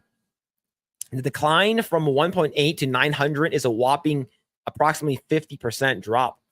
While decline is massive, it's not really surprising given a report from Kim Masters, the Hollywood Reporter, back in April 2023 revealed that 63% of individuals who watched part of the show's premiere back in 2022 did not complete the show. Did not complete the show. It's that bad, man. Holy crap, dude. The fact that we probably would the fact that we watched the entire first season and we're gonna finish this second season is pretty damn bad. We have 4 more weeks of this garbage, and it's only 8 episodes, right? I'm assuming. Yeah, only 8. Man, she wrote, while Amazon, like other streamers, provides only limited data, and internally it held information even more closely than usual on a series. Sources confirmed that the Rings of Power had a 37% domestic completion rate. For those outside the US, the completion rate was higher. Masters shared overseas, it reached 45%. Now, here's the thing, though. It's the type of show that you could just leave it on in the background and not like even listen to it and come back. You'd be like, okay, I think I know the gist of it. Like people like leave this on for like a white noise when they're sleeping. I'm assuming. I don't know, man. Yep. But yeah. Not only does it look like the show was driven away by a significant portion of the potential audience with the first season, but the second season appears to be driving even more people away, even with the first 3 premiere. Looking at IMDb reviews, the third episode had over 30% less than the first episode, indicating that a significant portion of the audience watched the first episode or just parts of it and did not continue watching the second or third episode despite being available to watch immediately after the first. The first episode openly has a total of 8,900 reviews. The second episode has 6,800. That's a decline of 23. The third episode has 6,200 reviews. That's a decline of 30% from the first. Man, they all suck. Okay, all of them suck. Now, what would you do if what Morphin Clark? I think that's her name. It's Morphin time. What would you do if she had like big titties, like I don't know, let's say Kat Dennings or Christina Hendricks? Would it be more interesting? For me, even more so, it's like she really needs the RBF to go away. Like she needs to smile more and have more personality in her facial expression. But of course, yeah, that's also an added. It'll be a lot better for male audiences, or not even both male and female. That if she had bigger tits, yeah. But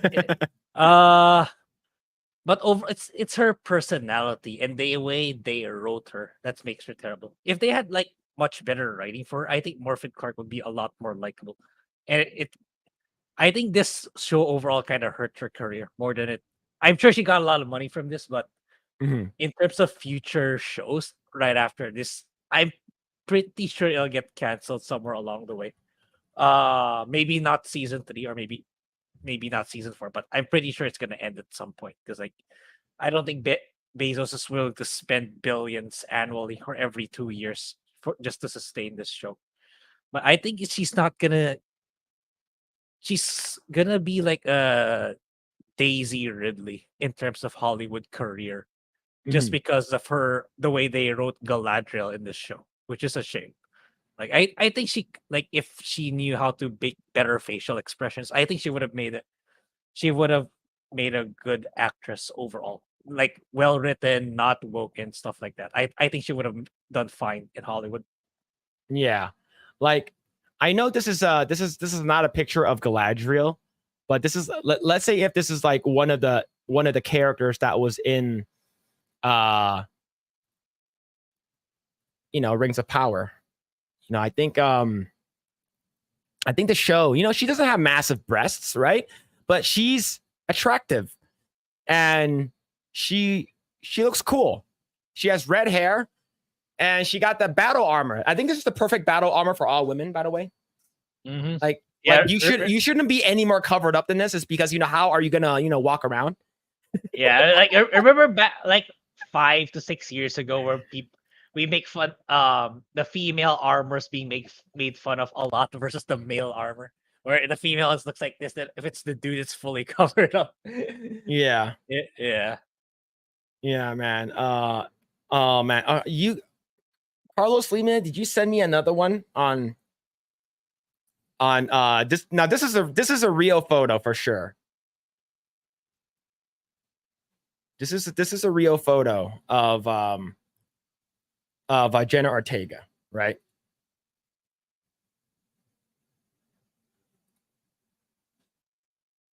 This is what you want.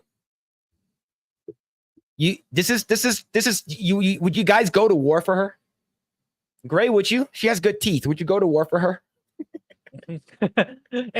But like I see this the tagline, "Ladies of Disney Channel." Like, if Disney did more of this, I think Disney Plus would do a lot better. Yeah. The thing is that, like, she's not like ugly or anything like that, right? She and the fact that she's also based, it makes her even more attractive. It's because like a lot of people are going to think, oh, what are her views? What are her values? What are people saying about her? You know, what's her take on this? Like the fact that she is based, it makes her even more attractive, which is a good thing. And that's the reason why there are a lot of you know, all of a sudden, like when you look at someone, like let's say to someone who's extremely hot, but has terrible takes on a lot of things, it's like you're gonna find them unattractive. It'll more be like a pump and dump versus anything else. But yeah, man. All right. Let's go ahead and read the let's see right over here. Last note about Rings of Power. Did you see Lenny Henry drew the picture of Hobbiton?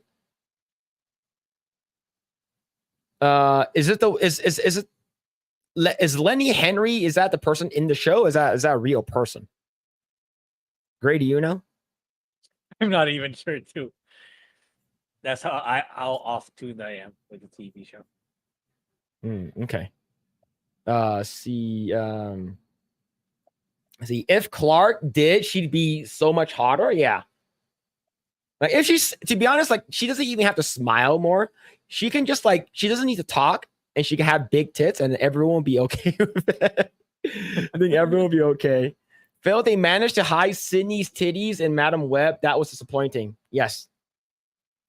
That was one of many reasons why that movie sucked. Okay. Let's see, battle brawl. Yep, battle brawl, bouncy battle brawl. Women fighting. What could go wrong? Yeah. See, what I want to see is the women fighting each other, and then like one of the laces on her battle bra gets ripped off, and then like half her titties popping out, and then she's fighting, and she beats some orc's ass, and then all the guys stop fighting, and then like she's like, "What are you guys looking at?" And she looks down, she's like, "Oh shit," and then she sort of fixes her bra. Like that would be an amazing moment in Lord of the Rings history. That would be amazing, right? She's not base, she's reasonable. That's true. As long as a person who's reasonable, right? As long as you're not crazy.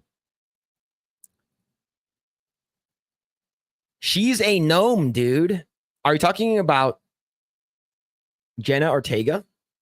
You're saying Jenna Ortega is a gnome? Is she like a goblin? You saying that she looks like a goblin?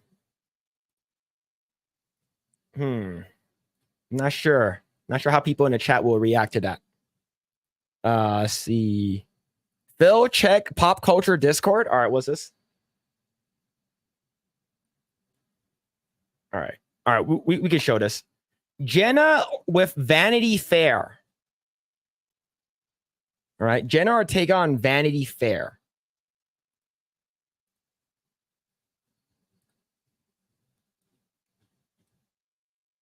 Which was really, really strange to see in person. Or I've had the whole sign right here and I'll get it tattooed, and I botched it bad. Like there was no coming back from that, and it was Sharpie. So I felt like it was smearing because I tried to fix it. It was super stressful. That was pretty memorable. What do you guys think? What do you guys think? Grae, what about you? Yeah, pretty good. Pretty good. There it is. Grae's like, all right, she has good teeth. Let's see what else. I'm interested. I'm interested. Oh man. Lenny Harry's the Black Hartford from season 1. Oh yeah. Okay, that's, I didn't even know that person's name, man. I just called the Black Hartford. Oh, I thought the black guy from, I thought that was like the Sandrock blah blah blah, the one that convinced them the stores to let them go. I thought they were pertaining to him. Oh man, Who are they pertaining to then? Who is the Sam blah blah? I don't know. Lenny Henry. Yeah, that's the Black Harfoot, right? Oh, oh man. Oh man. Also, Lenny Henry is the actor. His actual his name is Sadok Burrows. Yeah, there we go. Okay, I was right. It's just that I did. Okay, I thought Lenny Henry was his name. Yeah, I was like, is Lenny Henry his actual name in the show? Yeah, that's how I got. That's why I got so confused. Oh man. Let's see. I'm gonna be reporting that account to official Jenna Ortega fan club of the United States. Oh yeah, the JOFUS, right? Oh shit, man. Oh man. Yo, Carlos Lima, thank you, man. Sent another angle on Discord. All right. You gotta check those, man. Yeah, Bilbo cost bag. Oh shit, man. Oh shit. I agree with Jay. Me too. All right, so another one on Discord. Where did you put it? Where did you put it? PM maybe. I don't see it. Where'd you put it on Discord?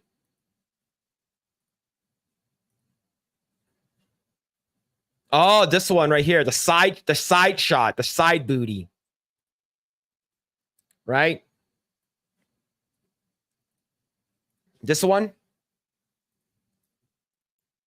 This one right there? Yeah, Sadik needs to burrow. Yeah, true. Phil, scroll up on Project Eggroll Pop Culture. I left more. You guys are crazy, man. Yeah, the thing is that she does have a nice butt. I give her that. And the thing is that black is slimming. So that means that imagine if she was wearing white. There it is, though. There it is. Yeah, Grae's like, yeah, she's pretty good. I agree. She's pretty good. All right. Cool. All right. Cool. Let's go ahead and talk about our next topic right over here. Sweet Baby tends to rear his ugly head back at some weird times. Grae, what have you heard about Sweet Baby so far about this in this week? I think Kim Belair did or said something, but I didn't look into it anymore. But I mean, it's Sweet Babying. What else are they supposed to do? Mm-hmm. Say that woke sucks? Yeah. All right, let's go ahead and read this article right over here. It says, Sweet Baby Inc. CEO Kim Belair continues to play victim and attempts to deny her company's goal is to wokeify games. Really? Then what's your goal then? Yeah, it's basically saying that, yo, Frodo, give me the ring. I'm not going to do evil shit with it. Just give me the ring. I'm not going to ruin Middle Earth, right? It's trust me, my goal as Sauron is not to destroy Middle Earth. Trust me, bro. All right, man. Jeez. Let's go and read over here. In an interview with Black Girl Gamers on YouTube, Belair said, I think of us almost as patient zero of this wave of Gamergate. When I think of it, where it started, it was kind of a week that had announced that we had both Alan Wake and Spider-Man 2. Sorry, Alan Wake 2 and Spider-Man 2, which are two, I think, popular games amongst the gaming community and players in general. Would you agree? It's like those because a lot of people consider Alan Wake 2 and Spider-Man 2 to be the successful Sweet Baby Inc. like video game. Yeah, there were some people in the comments of some of our segments are saying that, oh, look at what Sweet Baby's involved in. Alan Wake 2, Spider-Man 2, God of War Ragnarok. But I reasoned out, those are good because they are well-established IPs. But if you look at the trend or the general feedbacks, like all those sequels that you mentioned, like they're perceived as significantly worse compared to the first game. So no, everything that Sweet Baby touches makes things worse, whether it's an indie game or a high-profile one. Yeah. Let's see. She continued. I mainly think the targeting began with this kind of like, we found this secret sinister website from Sweet Baby Inc. Meanwhile, we're on Twitter. Like, I'm just so excited to let people know that we worked on these really great games. And the assumption was essentially made about our work on that had not been story or narrative or character related. It had been to make a black character exist in Alan Wake 2 and to put pride flags in Spider-Man 2. That was kind of like the assumption that we had wokeified the video games Belair added. I don't think so. The thing is that they're consultant companies, right? So that means that they Insomniac would go to, as a consultant, it's like, hey, what do you think about this character? Not ugly enough, not black enough, too white. Change it. Trust me, this will help with your games. This will help with ESG. You'll get more money and more funding. Trust me, bro, you'll make money from this. So the thing is that I've heard nothing but good feedback for Spider-Man PS4. Spider-Man 2, on the other hand, it's pretty good. And except for that part where you're playing as that black chick that can't hear or can't talk, right? So yeah, or when Mary Jane becomes John Wick. Yeah. It's like, oh, Mary Jane isn't badass enough. I don't want her to be a damsel in distress anymore. Let's change it up. That's the stuff that they're changing. That's the stuff that they're consulting on, right? And it's sad. Let's see. She continued, as a company, we worked on over 80 games together. So there was plenty of fodder for people to start going, oh, is this the reason that all of these games are woke now? That they have people in color in them? Or, people of color, or queer people, or any marginalized identities at all? Or even sometimes they perceive it like, oh, this woman's design is not quite as it used to be. And I think it used to be hotter. So there's a lot of stuff that's been on us. Both things that we worked on, things that we didn't. And then we kind of just became shorthanded for the wokeification of gaming, she said.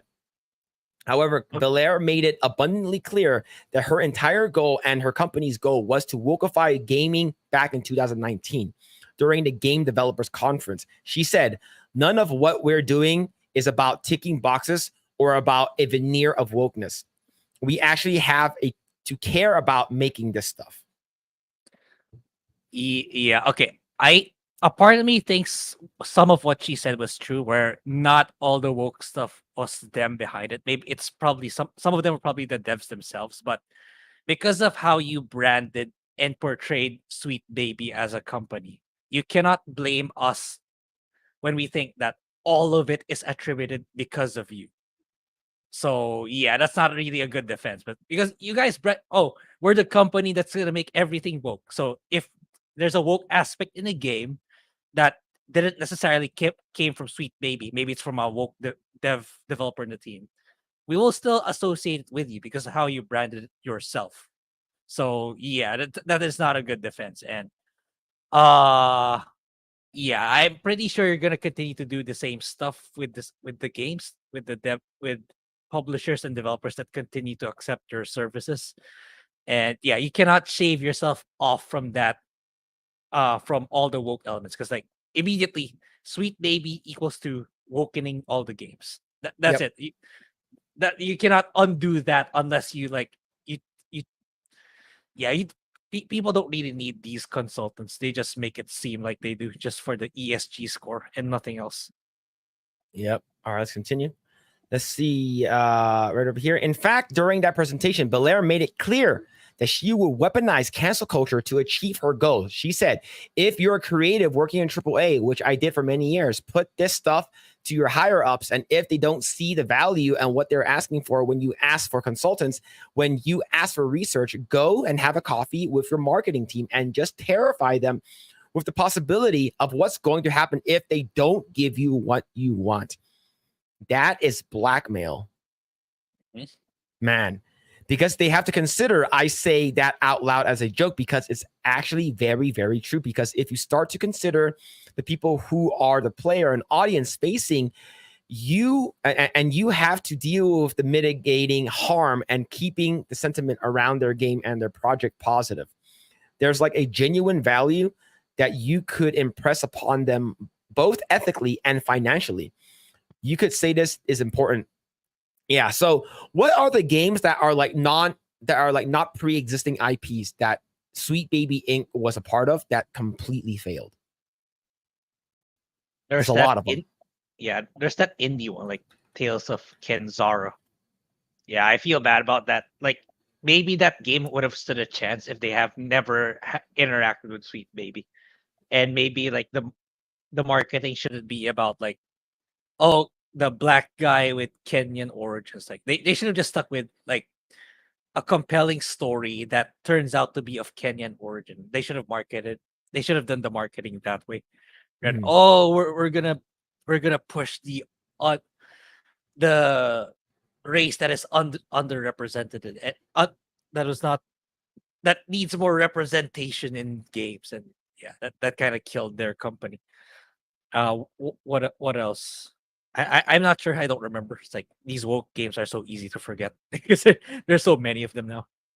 Yeah. Like there's a lot of them that look really, really bad too. Like I'm just looking at the website right now. Like I'm looking at it. It feels like a lot of the games have since been removed. Forspoken.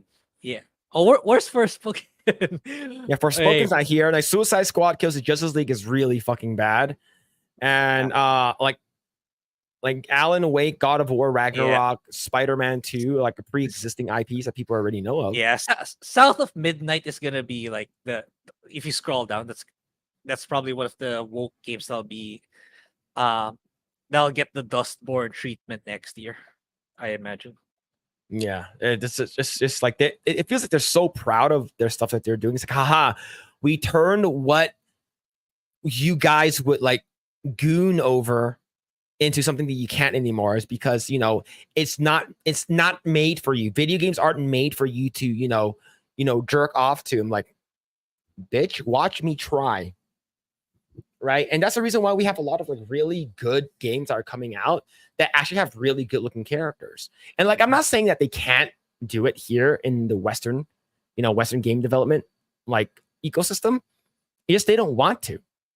So that's sad. Right. Let's see. Valeria elaborated. It's also a valid discussion to have, because if you are working with a thin narrative budget, you work in AAA. I think you'll be pleasantly surprised or dismayed by the amount of money that marketing can give you. Yep. And they use that money to push their woke ideology and agenda. This would not only be the time she would express such aims in an interview with Inclusion FX. She said that she wanted to take over the gaming industry. What? She said, today, what we do is writing, narrative design, story building, story breaking as our first and foremost.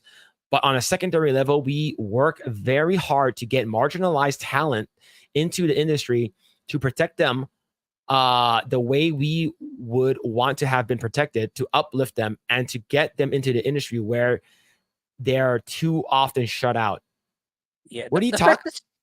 The fact that she said story breaking, like, who uses that term in terms of like selling the narrative of the story breaking? So it's like, that tells me that the tone and the weight in that words, like you're intentionally trying to destroy an existing one that actually worked. So yeah, you don't get a pass simply because you said story breaking. Well, I would never. It's like whenever I review a game, it's like, and it's very story heavy, I would never say that. I would never use the term story breaking, because like that says like, oh, we're pulling what do you call this, a Frost G4 TV, smashing ceilings and shit like that.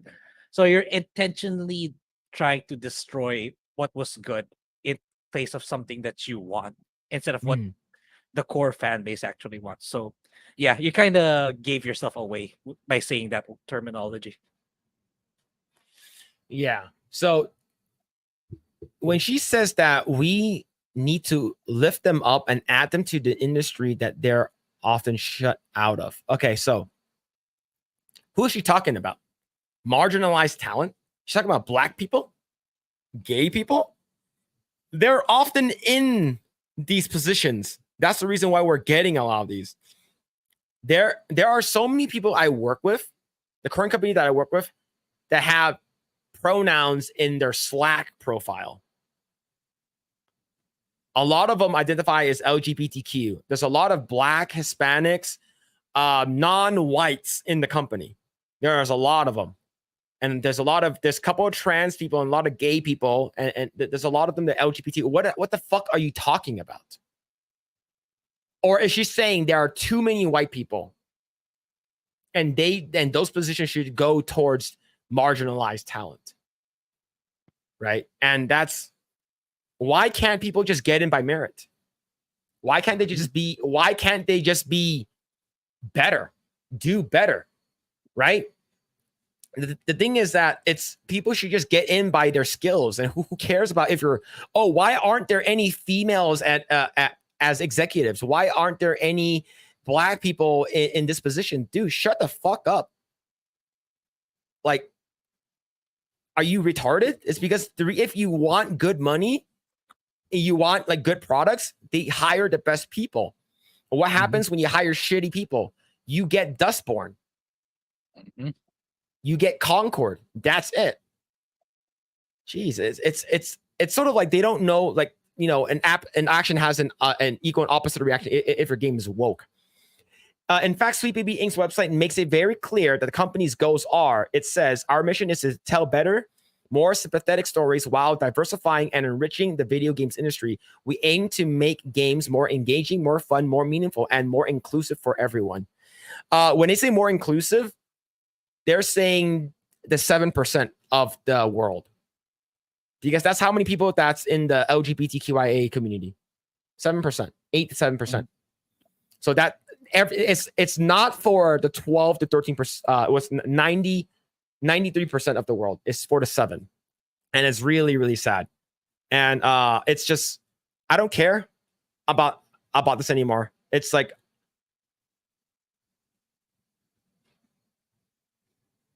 Bishop Robert Barron. Oh yeah, we talked about this before. The wokeness and stuff like that. But yeah, I hope that every game that comes out from Sweet Baby completely and utterly fails. I want this to happen. She looks, yeah, I think that insane. The next major one, apart from the Southern whatever game, I think they also have an involvement with Bandai Namco's Awakening something. Because like it's a black character, an ugly black character. And I know Bandai Namco is in deep. They are super late for some reason. They don't tune in with what's going on in the community and news. So like they're just about to like when a lot of devs are trying to steer clear with Sweet Baby, like Bandai Namco is just about to get into Sweet Baby and they're gonna learn the hard way what's gonna happen. Yep. Oh man. It sucks for them though. It sucks for them. Wow, Phillip merit skills sounds racism. Yeah, imagine just like you have, it's like, imagine during your interview, they're asking you,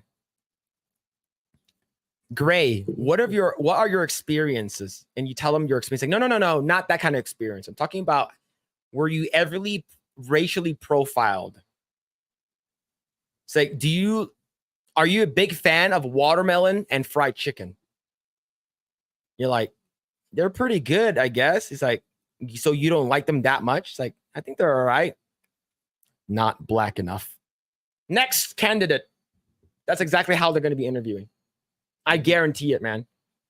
Like the thing is that I want them just to hire no name, no face, look at their just resume, experience.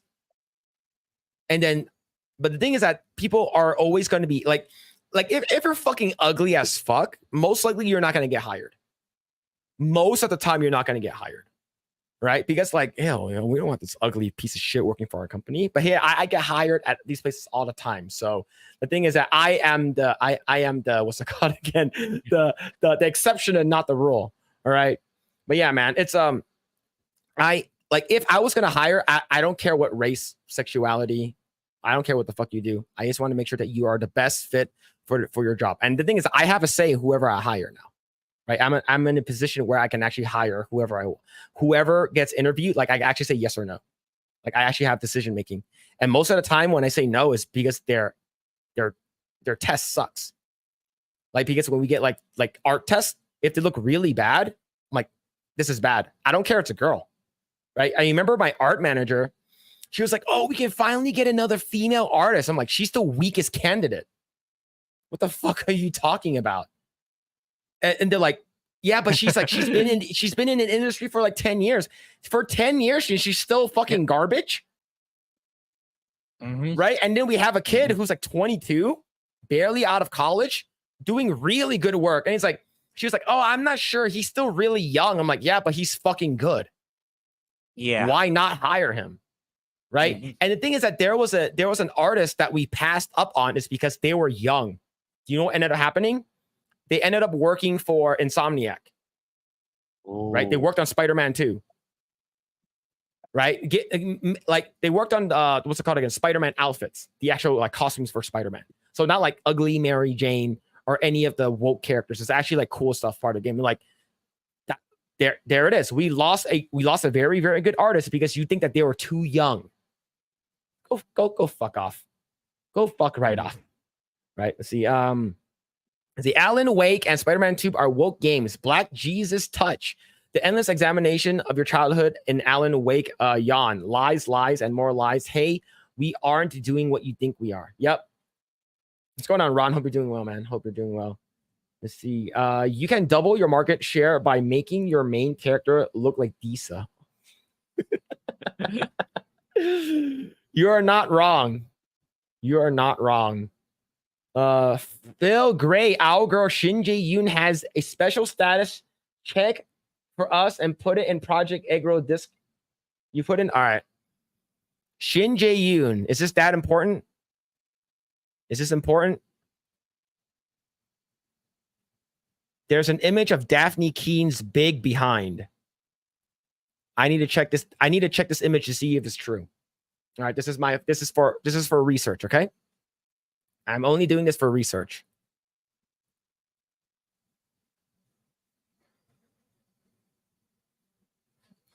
Grae, you can't see her teeth, but I forgot what were your thoughts on her.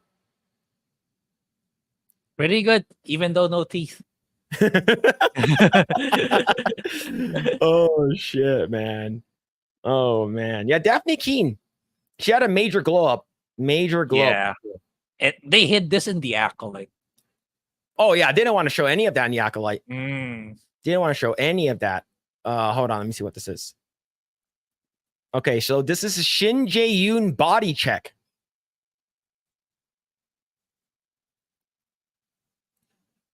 Hold on, I'm curating this thing beforehand to make sure there's no nipple slippage. All right, I'm doing this for you guys.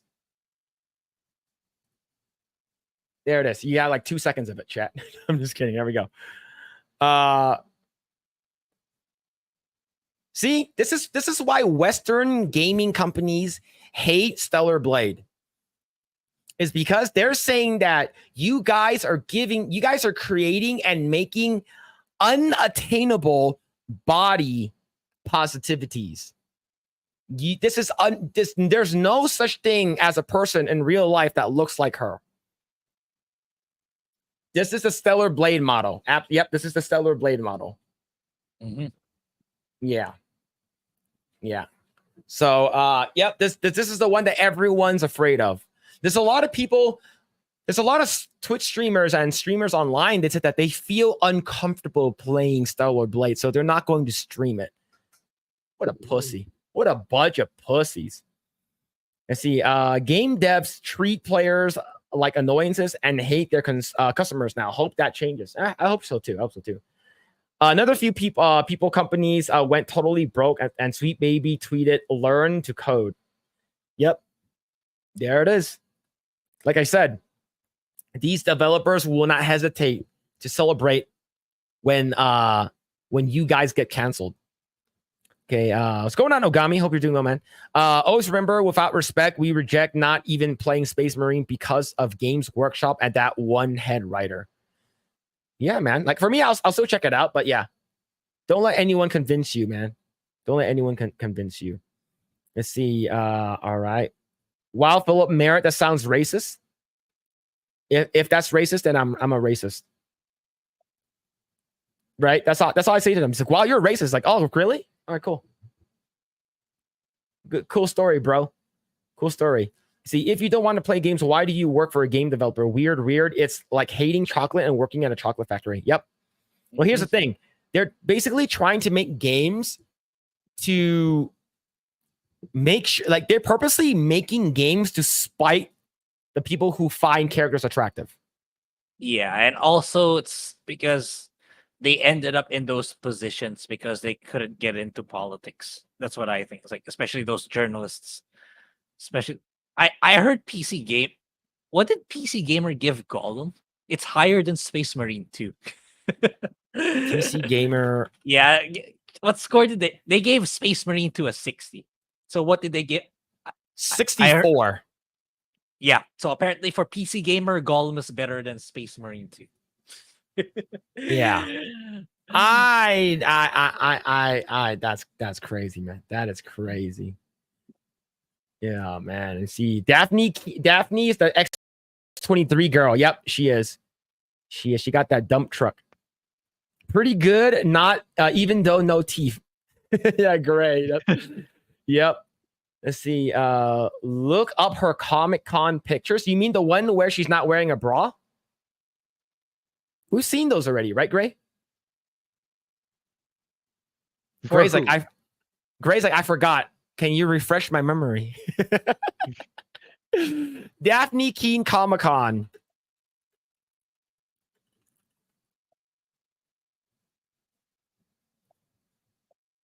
Are you talking about this one?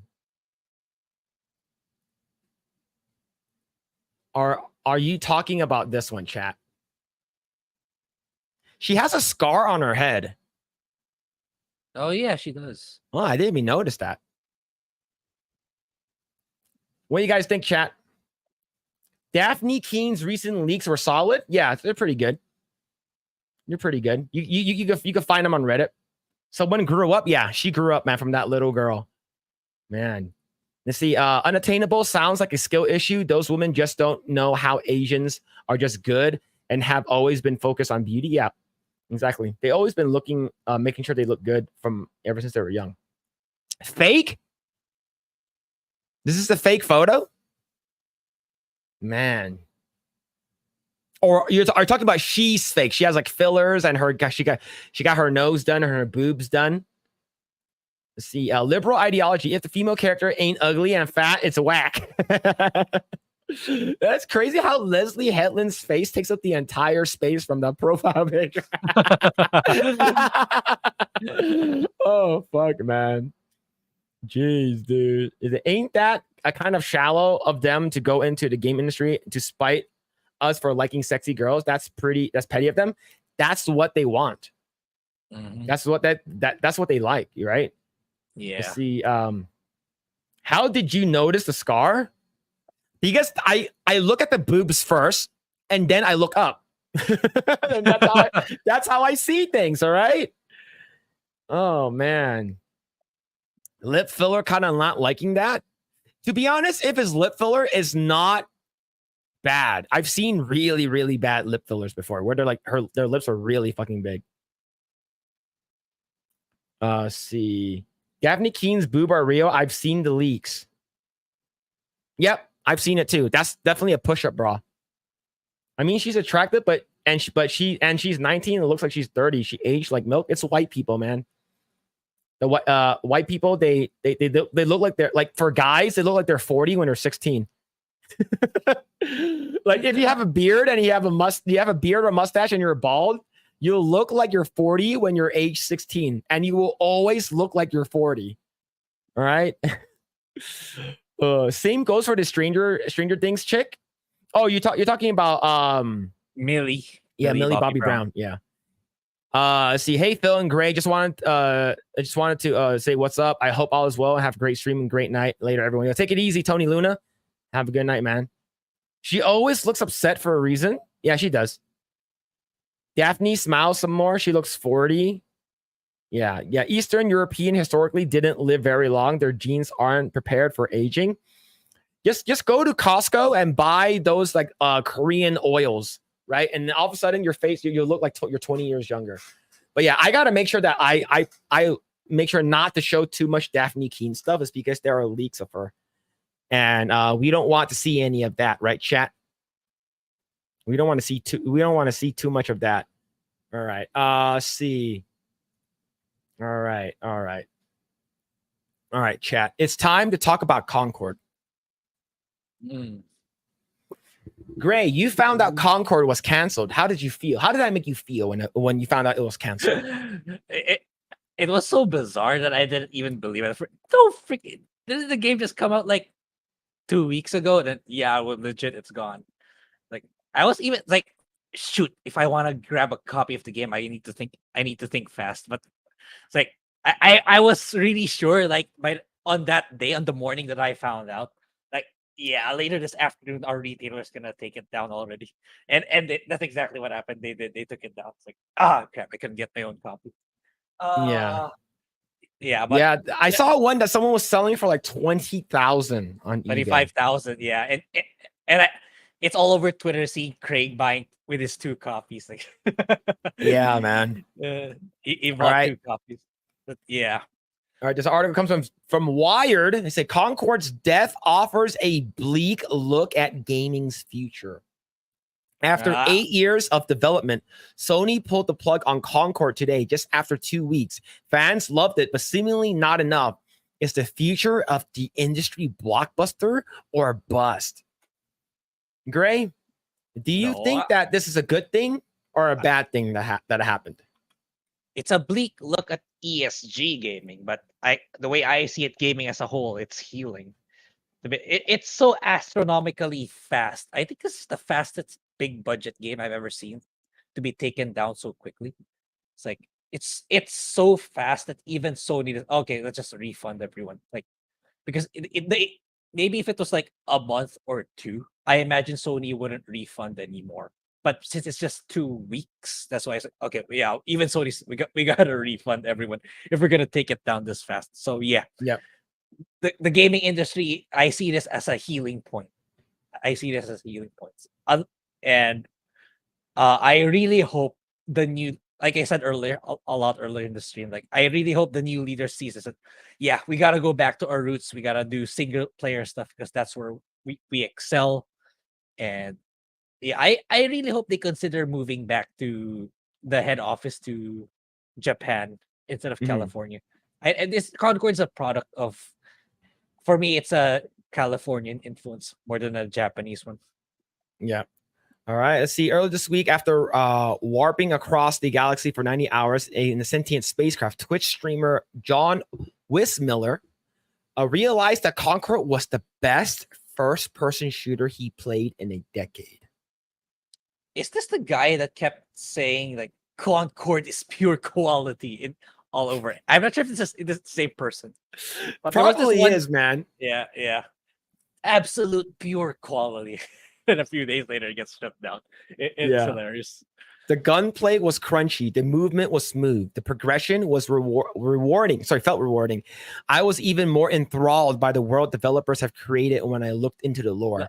No, this person probably never even bothered to play Overwatch 2 or even Valorant.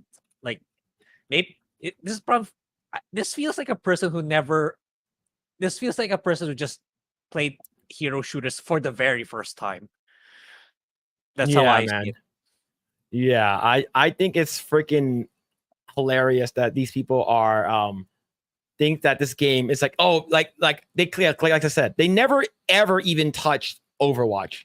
Now here's the thing, Overwatch is extremely woke too. But like I said, they have hot characters. Like all the female characters are good looking.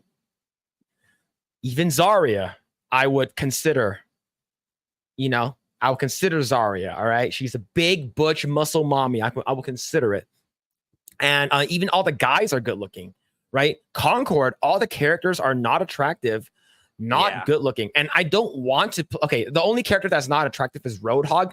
But the thing is that Roadhog is a badass. So that's a little different. But in terms of Concord, I don't want to play as a character that's fucking ugly and not badass. I just don't want to. And if it does not drive me and bring me in to play it, then I'm not going to play it. It's marketing 101. It's just who is your audience? Yep. And the thing is that are your characters cool? What is the cool factor about your character? Oh, the cool factor about the character is that they have pronouns in the bio. Fuck you. Oh my God, man. He wasn't alone. One of the biggest perks about the game was the absence of toxicity within the player community, says Kel D's Nuts. The thing is, though, it's absent. It's absent with a community at all. So that's what happened. Yeah. You see, on Wednesday, less than 2 weeks after the game's August 23rd launch, Sony announced it was taking Concord offline and offering full refunds to anyone who had purchased on PlayStation 5 or PC. While many qualities of the experience resonated with players, we also recognized that other aspects of the game and our initial launch didn't land the way we intended, wrote Ryan Ellis, Concord's director at Firecock Studios, a division at Sony Interactive Entertainment. The thing is that they acquired Firewalk in 2023. Oh, that's really recent. Yes. They're like, ooh, this Sony, like it was like February of last year.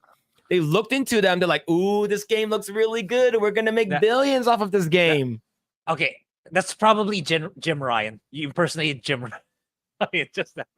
Because not the new leadership. It's like that's 100% Jim Ryan. Because like I recall seeing that chart, like the chart on like how much spending they're going to do in the games per division. It's like single player games are like over here. And then Jim Ryan was like flexing live service. We're going to spend this much money. So now Sony's suffering for it and will be suffering in the near future. So the leadership right now, they have a lot of cleaning house to do in the coming years so that Sony can pivot back to the way they were. Yep, right over here. I was completely devastated, Wes Miller says. We've never seen a first-party title from Sony get this kind of treatment. In fact, we've never seen any AAA video game get this kind of treatment. And that's what could make Concord a horrifying canary in the coal mine for gamers and game workers alike. It's unprecedented for a game of the scale to be shut down so quickly, says Liam Dean, a video game analyst at Amdia. Usually publishers keeps games that struggles at launch on a life support for a while, but Concord's case, the launch was so bad there was clearly no way back. The game cost about $150 million to $200 million. Yeah. Do you know how much Black Myth Wukong cost to make? $70 million. It has sold 18 million copies, generating upwards between $700 and $800 million. Now, like I said, gaming characters, if the characters do not resonate with if they don't resonate with your player base, no one's gonna buy them. And I'm going to take a gamble right now. I'm gonna pull this up again. I'm gonna make sure I do not hit search. We are on rule 34. Okay. I'm gonna type in Concord. It has 25 results. I'm gonna type in Black Myth. Black Myth Wukong has 87. Oh, even Black Myth has more. and I've looked into it. There's a lot of tiger penises, and I did not want to see this. But let's go ahead and talk about the petition. There's a petition going on to re-release Concord again. Oh, that's new for me. We are busy that week. Please re-release Concord again. I'm going to refresh this. 1582. We were all busy. 1641. We were all busy that week. Really. Yeah. So they're trying to re-release it. Like I said, in order for a change.org to actually have any merit, to actually have any power, it needs to garner up to 100,000 signatures. Is it though? I keep bringing it up. Like does this website really mean anything? In my opinion, it's not really. Even No, it we doesn't. got 100,000. What is someone on change.org gonna visit the office and like rally there or something? Yeah, I don't. Yeah, I respect the good causes, but I seriously don't consider this website. This website's kind of like a nothing burger, in my opinion, whether the cause is good or not. Yeah. It's not good, man. It's not good. And the thing is, I want to show something. GameStop is actually pretty funny for doing this. I thought it was super funny. Oh, that one I saw. Right over here, it says, was nice to get out of the house and leave the internet behind for a bit. Did a bit of shopping and finally bought Concord. Can't wait until Saturday, but looking forward to trying this game out. Yeah, there's even another one like right over here. GameStop says, I have some bad news for you. I'll try to look for it. There was this one guy who bought. Oh, I'm so sick of the haters. I bought Concord. And then the announcement of the shutdown came 10 minutes after that post. Now, so the thing is that Ross Tweets Games, he got pissed off. And he said, you're the one who sold it to me. And GameStop sent him respond with this photo. Yo, GameStop, man. Man. GameStop's savage for this, dude. GameStop, man. Holy crap. But here's the thing. Like I said, Black Myth Wukong has sold way more than this game. And the thing is that let's go ahead and bring up the image of Black Myth Wukong's characters and who they're based off of in real life. What is the common denominator here, Grae? They look really, really alike to their real life counterparts, contrary to Western females. Yeah, I wonder why. And the thing is that, the Black Widow, the Green Spider, the other Spider. This one I got mad at is because I got catfished, but the Fox girl's pretty hot. Kanjing Star is really good looking. Rakshasi is really good looking, and depending on how big her tits are, I will consider it. But the thing is that they look like themselves. They actually look like the characters. And we talked about this last week that the girl that plays the Green Spider actually cosplayed as herself, which is actually really cool. Like, the thing is that why can't American game developers? Oh, it's actually really, really hard to make video game characters look like them is because, the females have so many different layers. Shut the fuck up. What do we have here? Kojima. Real life model, in-game model. Gave her bigger boobs. I'm all for it. Does her own voice and gets her model. Gets a video game model scale. And then we got this one right over here.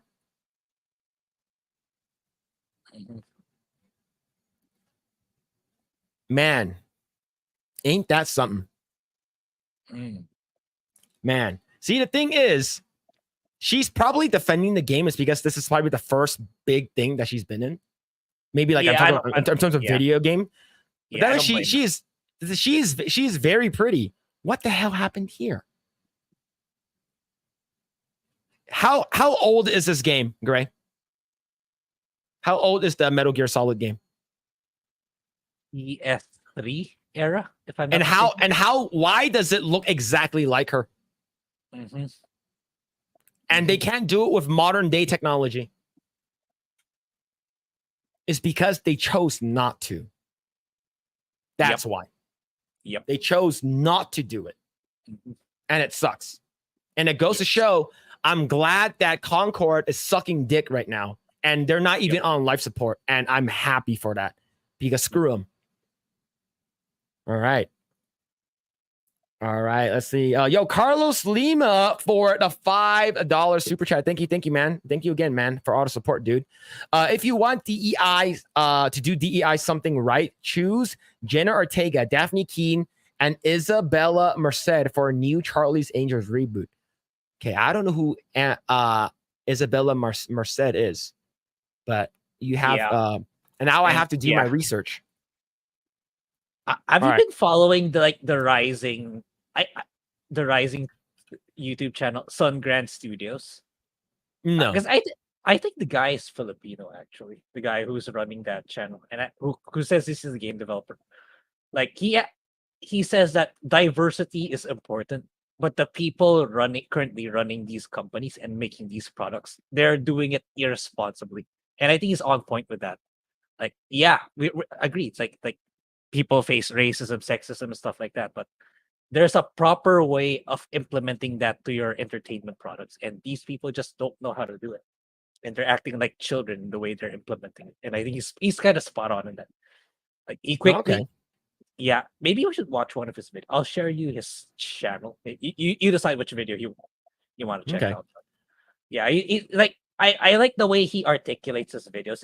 It's straight to the point. It's just him talking. I'll try to look for it, but I'll send you the channel link. Cool. Okay, so I found Isabella Merced. She was from Alien Romulus. She's the lead in Alien Romulus. She looks. Well, anyway, yeah, I posted in the public chat, but yeah, it's pretty much a shout out to him.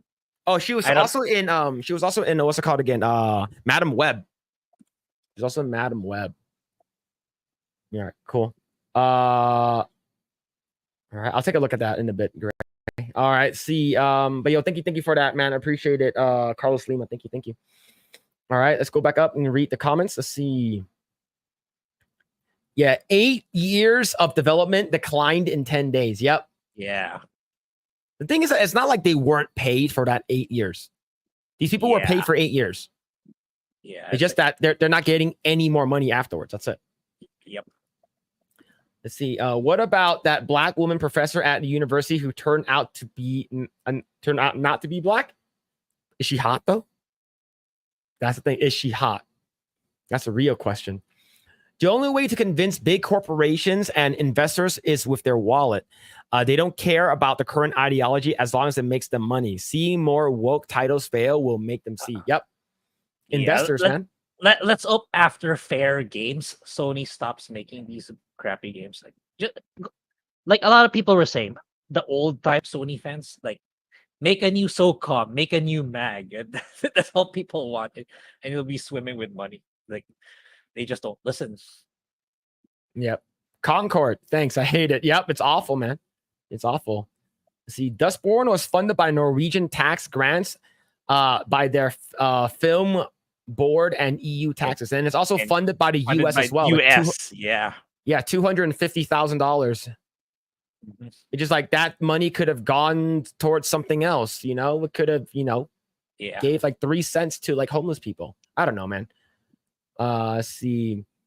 Yeah, that's probably the same guy who said Forspoken is the greatest video game of all time. Oh shit, man. The fact that Forspoken was a thing, the Forspoken was like talked about more than like longer than Concord. It's just pretty funny. The most baffling thing for me still for the years, apart from Concord, is the amount of people that we got backlash because of criticizing Hellblade. Like the way people like were advocating Hellblade in our comment sections, like it's like the greatest game of the century for some reason. I don't get people sometimes. Yeah. Let's see. Sony realized that Concord couldn't be saved and then pulled before they even lost more money. Yep, they would have. The fact that go ahead. They would have lost a lot more money if they kept it on, like all those servers, paying all those staff. So I get why Sony did. It's like it was so bad that it wasn't even worth putting on life support. So yeah, that says a lot.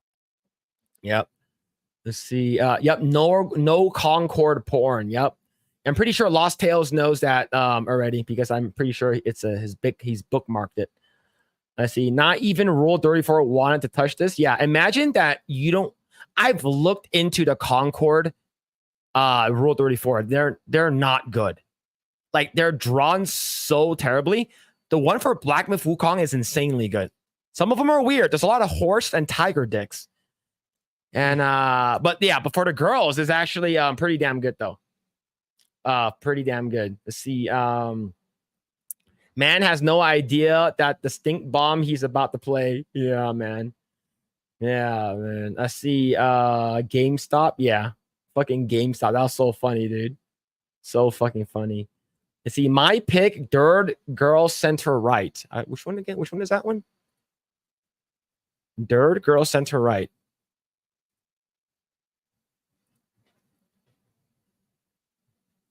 Damn, I lost the link. Check your history. I have one of those things that whenever you close the link, it automatically like does erases the history just in case.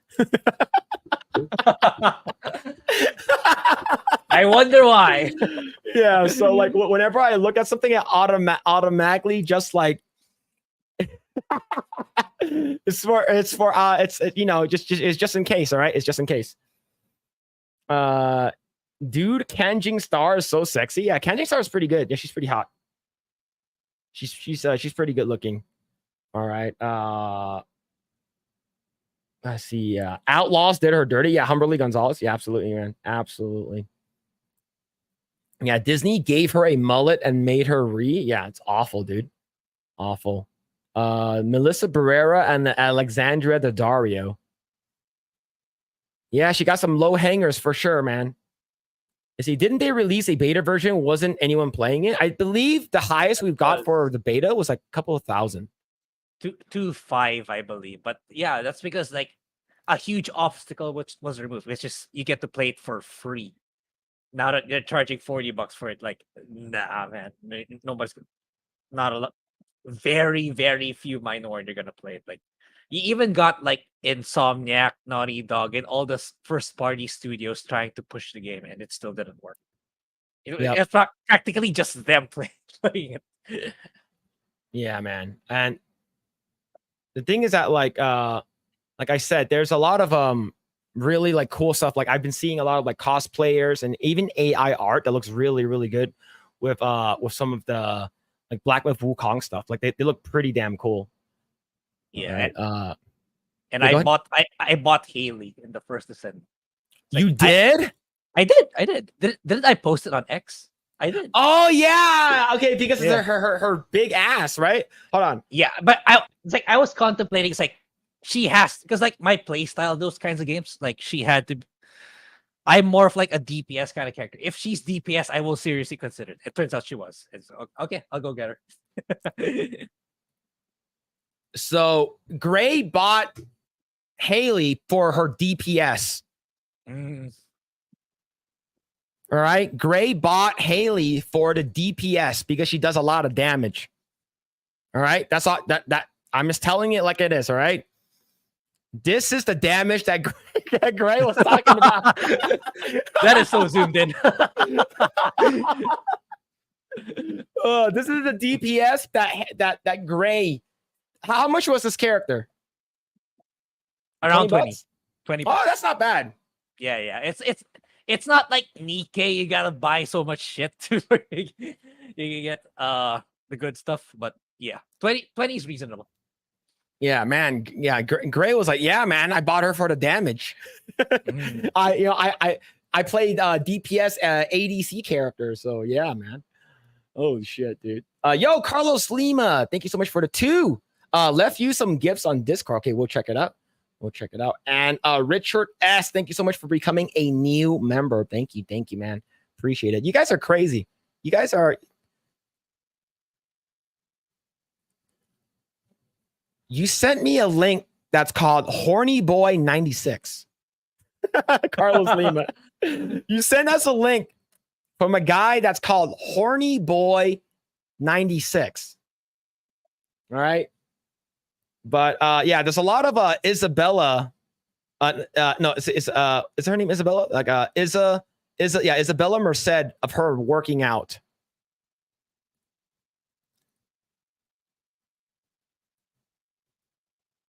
All right, hold on. Oh my God, chat.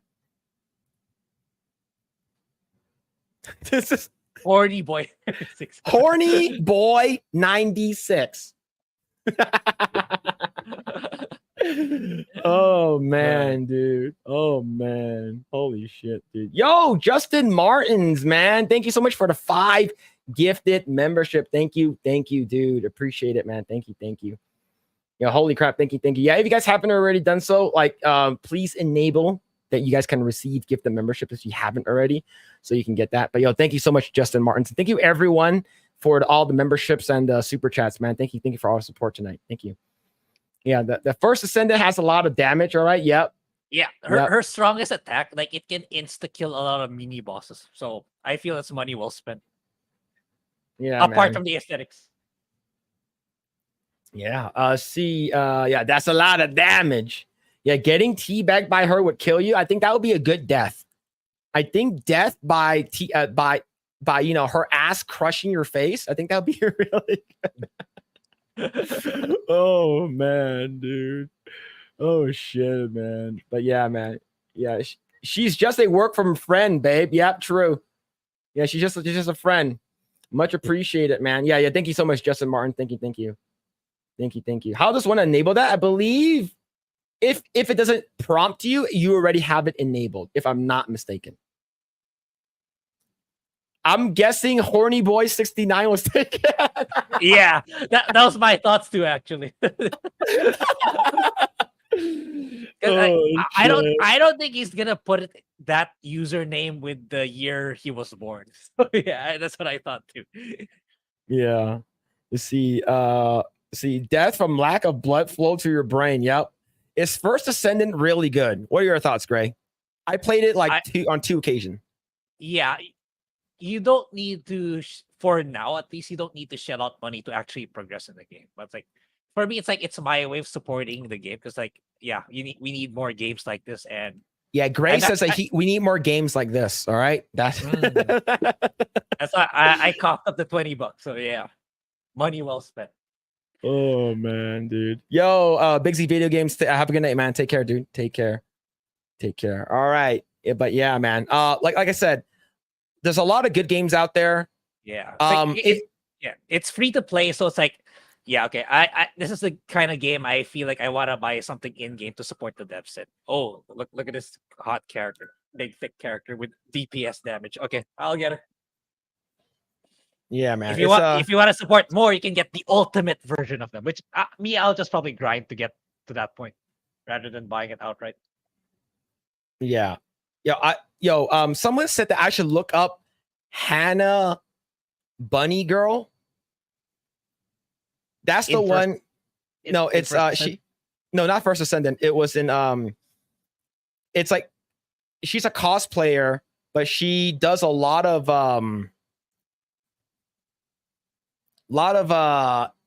really closely, almost not safe for work cosplays that I don't even feel comfortable showing on stream. Like some of it is like really like, man, that's really nice. I'll show one picture. All right, I'll show one. All right, let me show one that's like pretty safe, but like, okay, that one's really risky. All right, I'll show this one. All right, chat. I'll show this one. All right.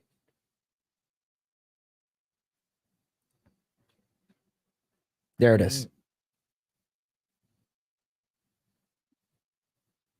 All right, cool. We good? This is good, right? We good? The chat wanted this. This is what you guys came here for. Oh man, we're not even talking about stuff. We're just talking.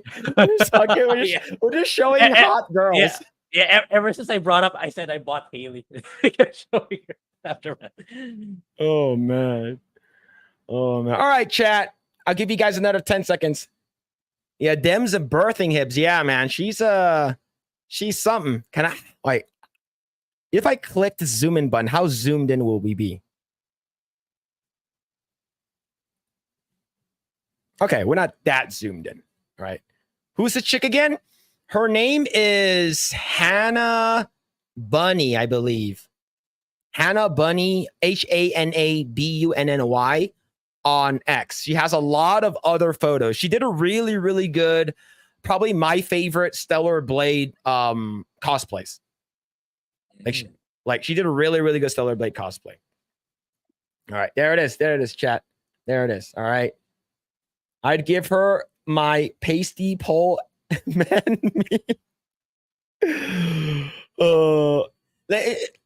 Most Asian girls, that when they're taking a picture, they'll have some kind of like filter on their face. Okay, they're always gonna have that. Yeah, agreed. All right, so let's go on and talk about Star Wars Outlaws. We talked about it a little bit earlier about Humberly Gonzalez and how she looks awful in the video game. But the thing is, she will probably support the gaming industry and support Ubisoft is because she wants to get, Yeah, I don't blame her. It's the same thing with Daisy Ridley. It's like I get it. You need that paycheck. At the same time, it's like you're gonna have to do it if you want to progress in, in corpo. You're gonna have to do it. Yeah. And this comes with some bounding in the comics. Yo, they fixed their website. We finally can use the website now. Star Wars Outlaws lead actress claims the video game industry tends to have a lot of limitations and misogyny and kind of in and out politics of who can be a part of and who you want to play as. Now, the thing is, all we're saying is that your character in-game model looks really ugly compared to how you look like in real life. That's all we're saying, right? See, according to Star Wars Outlaws lead actress Humberly Gonzalez, Ubisoft's decision to center the game exclusively on a female protagonist proves a stark contrast to the limitation and misogyny regularly seen throughout the video game industry. Gonzalez, who appears in the recently released title as protagonist Kay Vess, offered her take on a subject during a recent post-launch interview given to Cosmix Gaming magazines. Dana Eileen, amidst the general discussion of her time working on the game, the actress was eventually pressed by her host as how she felt not only serving as the voice and the body of Star Wars Outlaws, but also the leading this male-dominated universe and having to be a woman first right now. That's such a sort of like a loaded question to give her. It's like, how do you feel about being the first woman in this location, usually dominated by sexist, misogynist men? It's like, what? Yeah. Jeez. Man. Let's see. In turn, Gonzalez asserted, yes, to be a leading woman, not just in Star Wars story, but in the video game industry, which also tends to have a lot of limitations and misogyny and kind of in and out politics, who can be a part of it and who can't. Who you want to be who you want to play as. Yeah, this sounds like she had to say it. Like if she said otherwise, like she would have gotten the boot. Yeah. Yeah. Imagine if she said it's like they're never gonna, if they are gonna be doing like because this is not just Ubisoft. Like if she says this, other gaming studios will pick up on this. It's like, let's not hire her for this part. Let's not bring her back, right? Because this is, I would say, being a part of Star Wars in general, it's a huge thing, right? And especially in the gaming industry. I'm incredibly proud of the team having chosen someone like me, but also only me, that there isn't a male counterpart story for Star Wars Outlaws, that we are focusing on female point of view and of a scoundrel story, because we've only really ever seen males in a scoundrel position. She continued. So the representation is incredible for me as an immigrant Latina in Canada to bring, to even get to speak about my country, about Venezuela, about what it means to me as an artist. I followed this dream not having any of my family here, not having a lot of mentors in my family or anyone to look up to or content to look up to. Yeah, I feel like this is such a 100% a PR scripted, interview. Especially Latina, Canada, Venezuela. It's like that has nothing to do with the game, man. It's like, why do you have to bring up all these political BS? That's what it screams at to me. So it's like, she had to read the script and go along with it. Sadly, yeah, man, yeah. There's another Hannah when you start searching. There's two Hannahs. There's two Hannahs, and they both have massive mommy milkers. All right. Let's see. Even in Star Wars, there aren't a lot of Latinas in the space, the actress added. And so for me, I knew this was going to mean a lot, not just to me and my community and my family, but everybody else who's watching it too and playing it.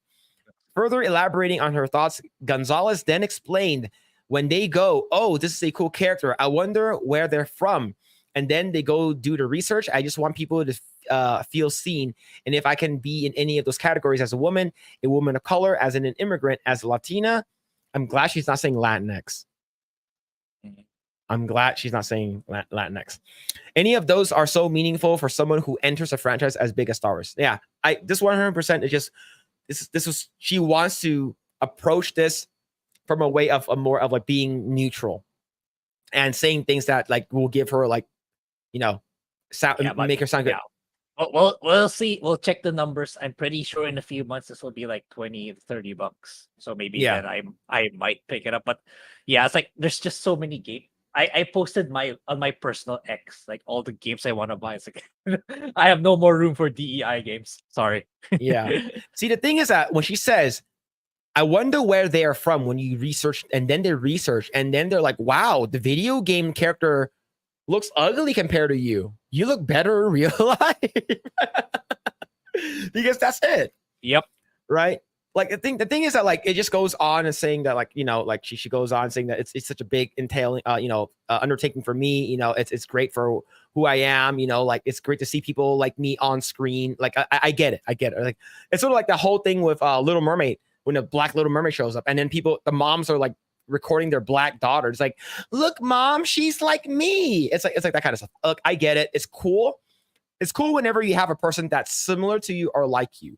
However, most of the time when we want a character that resonates with us, we want that character that we're seeing to look the best versions of themselves.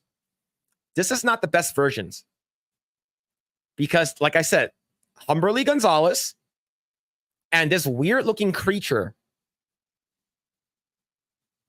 like she is an attractive woman. This looks like Matt Damon from Team America. Grae, have you seen that picture before? I think you've showed me, but I forgot. Oh, you about to see it now. Oh, you about to see it now. All right. So this is Humberly Gonzalez in the game. Yeah. Yeah, there's some similarities. It's the chin.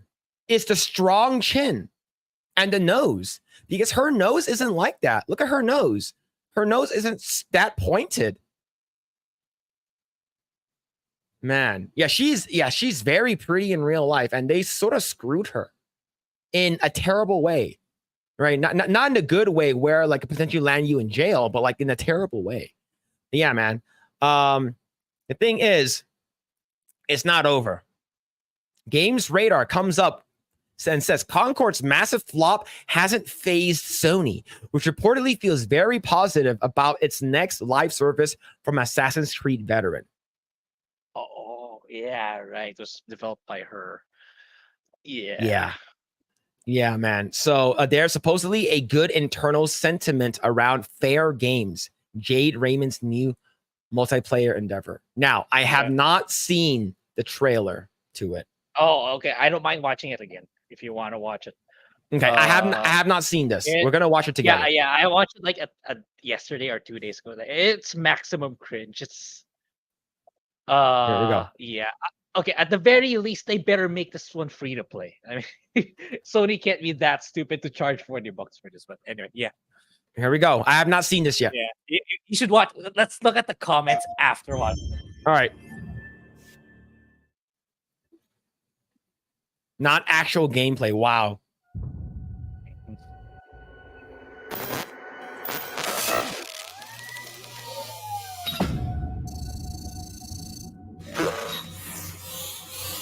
You want to know about us? Seems like everyone does these days. Cheat the rich. It's simple. Too much money and too much power is held by just a few people. And it's only getting worse. Okay, I'm going to pause right there. This game is a Sony Santa Monica game, is it? Or it's a place, it's a Sony game, right? Yeah, I think so. I know. I'm pretty sure it's being developed in-house. And it's by Jade Jade Raymond. The shame Okay. because it's because like she made the very first Assassin's Creed, so that's probably how she got a position in Sony. But yeah, Okay, so this game's not gonna do well either. so this game is about stealing from the rich, right? Robbing the rich. Sony is a rich company. So you're saying that you're gonna make a game to steal from Sony? Not just that. It's like since it's a live service game, so it's gonna rely on predatory monetary transactions to gain its revenues. You see the irony in that? That's insane, man. So, we decided to do something about it.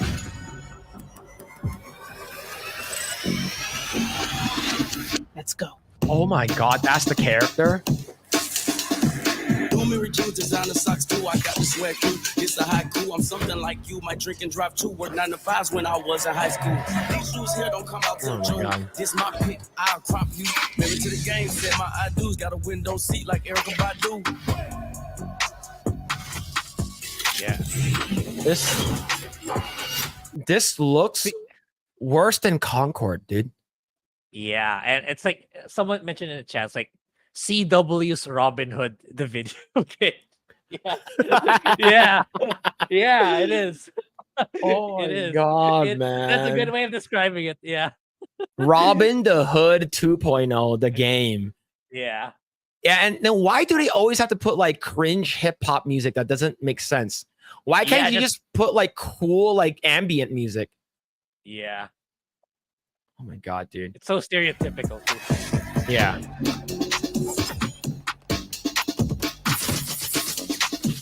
It looks so bad too. Yeah. And we're not even seeing gameplay. If you ain't got it, then you can't flaunt it. Pull up Lamborghini and song it.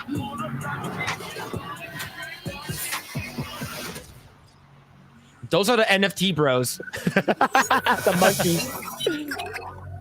Take it till you make it. Oh my god. Oh my god, the dislike. Yeah, check the comment section. It's hilarious. Oh my god, dude. Sony is not looking for a game of the year. Sony is looking to break a 12-day record. Eat the rich, everyone, said the giant corporation. Also, please buy our overpriced battle pass and microtransactions. Concord, prepare for trouble. Fair games and make it double. Oh man. Cancel it. There's still time. You can still save $50 million. You want to know about us? No. Black character stealing. What do they mean by that? Stop giving your money to people who hate you. Just stop. Fair games. Fuck the rich. Also fair games. Hey, Sony, you mind sponsoring us? Oh my, another one says, why am I not surprised for a nearly entirely white liberal dev team portrays a black woman as a bandit and plays rap in the trailer? Huh, why is that? Why is that? Guys, we're going on a hike. Prepare yourselves. All right, let me just put on my giant hoop earrings. Eat the rich, said BlackRock, the multi-international investment management corporation. The fact that they left the comment section on is pretty brave. Yeah, I was gonna say, yeah. Yeah. This is really bad, dude. Black protagonist, check. Female protagonist, check. Some kind of Afro hairstyle, check. Hip hop music, check. Force social commentary, check. That's a royal flush of stereotype. What could go wrong? Yep. And they before they even show a actual gameplay, they're going to say, you guys are already saying, if you're saying that you hate this game, you are bigoted and racist. They're going to preemptively already put this out there.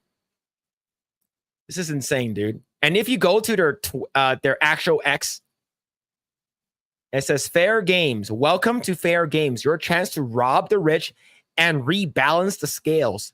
Take it till you make it. Competitive multiplayer heist game coming to PS5 PC. Yeah. This is really bad. Yeah. Holy crap, man. Yeah, It looks Jim like Ryan really did terribly during his time at Sony. Like I'm sure he invested in this too. apart from Concord. Yeah. Dude. And there's there's this little snippet, not snippet, there's a little segment I do want to reach from Smash JT right over here. Misreading their audience, a repeat of Concord's mistakes. Sony's biggest problem here is making the same mistake with Fair Games as they did with Concord. Basically making a payday clone and pushing it as a GAAS model onto an audience that primarily enjoys single player experiences. Sony's fan base has always gravitated towards narrative-driven single-player adventures like The Last of Us, Uncharted, and God of War. Instead of gradually introducing a GAAS model by adding multiplayer components to these beloved franchises, Sony is forcing its fan base into games that don't align with their preferences. They see the monkey being made elsewhere, and they so desperately want a piece of that pie. This game looks awful, man. And right over here, what's next? A game title, Fight the Patriarchy. I kid, but that's what it kind of felt like to me already. In that trailer, Fight the Patriarchy. Yep, rich white men, people like Elon Musk, right? Donald Trump. Yep. Let's see. First, you apply. Have a look at our amazing careers and find one that appeals to you. Then send us a resume. We encourage everyone interested to apply, even if you're missing a few qualifications. Diversity, equity, and inclusion are fundamentals to our values. And we truly believe the best people can come from all sorts of backgrounds, as long as you're not white and straight. If you're straight and white, this isn't a place for you. Do not apply. Right? When the company says, we have 20 openings, apply here. We're looking for people, but not you. That's insane, man. But yeah, this is crazy. I didn't even know this game was a thing. But yeah, it looks god awful, dude. No gameplay yet. All we get is a cinematic trailer, and I believe the first cinematic trailer came out back in May of last year. May of last year? And we haven't gotten any updates? Yeah, it's like, this only came to light because of what happened with Concord. And yeah, at the very least, they have to make this free to play. That's bare minimum after what happened to Concord. If they still gonna charge $40 for this, I don't know. They're crazy people are running Sony if they still charge $40 for this one. Yeah, man. I can't wait for this to fail. I'm looking forward to it. I'm actually excited to watch this fail. Yeah.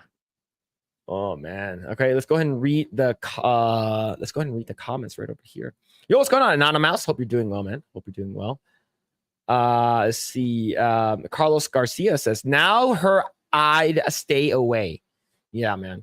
Yeah, the Star Wars Outlaws character is not ugly. She's just she looks like a Karen, the assistant manager at Dollar General.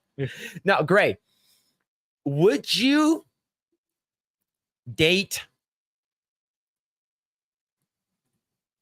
not Humberly Gonzalez, but the model, the in-game model in person? Like, let's say you saw her in real life. Would you date her? Yeah. You would date the 3D model? Wait, I'm getting confused. Okay. The 3D model or the real life one? The 3D model. No. Let's say if the 3D model was a real life person. No. No? Well, how about if she has really good teeth? That's the thing. Is I knew you were gonna ask the teeth, especially the picture at the left that shows her teeth. Yeah. Well, let's say she has the same teeth as Humberly Gonzalez. Nah. No. All right. See. All right. No teeth, but not bad. Oh man, yeah. The thing is that they butchered her character, man. Looks really bad. Let's see. Poor Humberly feels like she's obligated to say these. Yeah, it does. All right. So yeah, there's another Hannah. Okay, chat. Do you guys want to see the other Hannah? I'm following both of them. I'm doing it for research because I'm an artist and I need female anatomy stuff. So there's Hannah, there's Hanny Amy, and then there's Hannah Bunny. Okay. So Hannah Amy. Oh my God.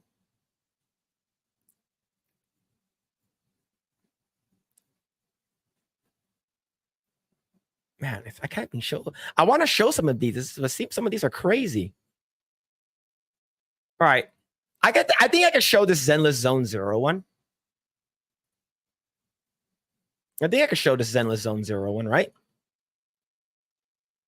Right. So this is HANEAME.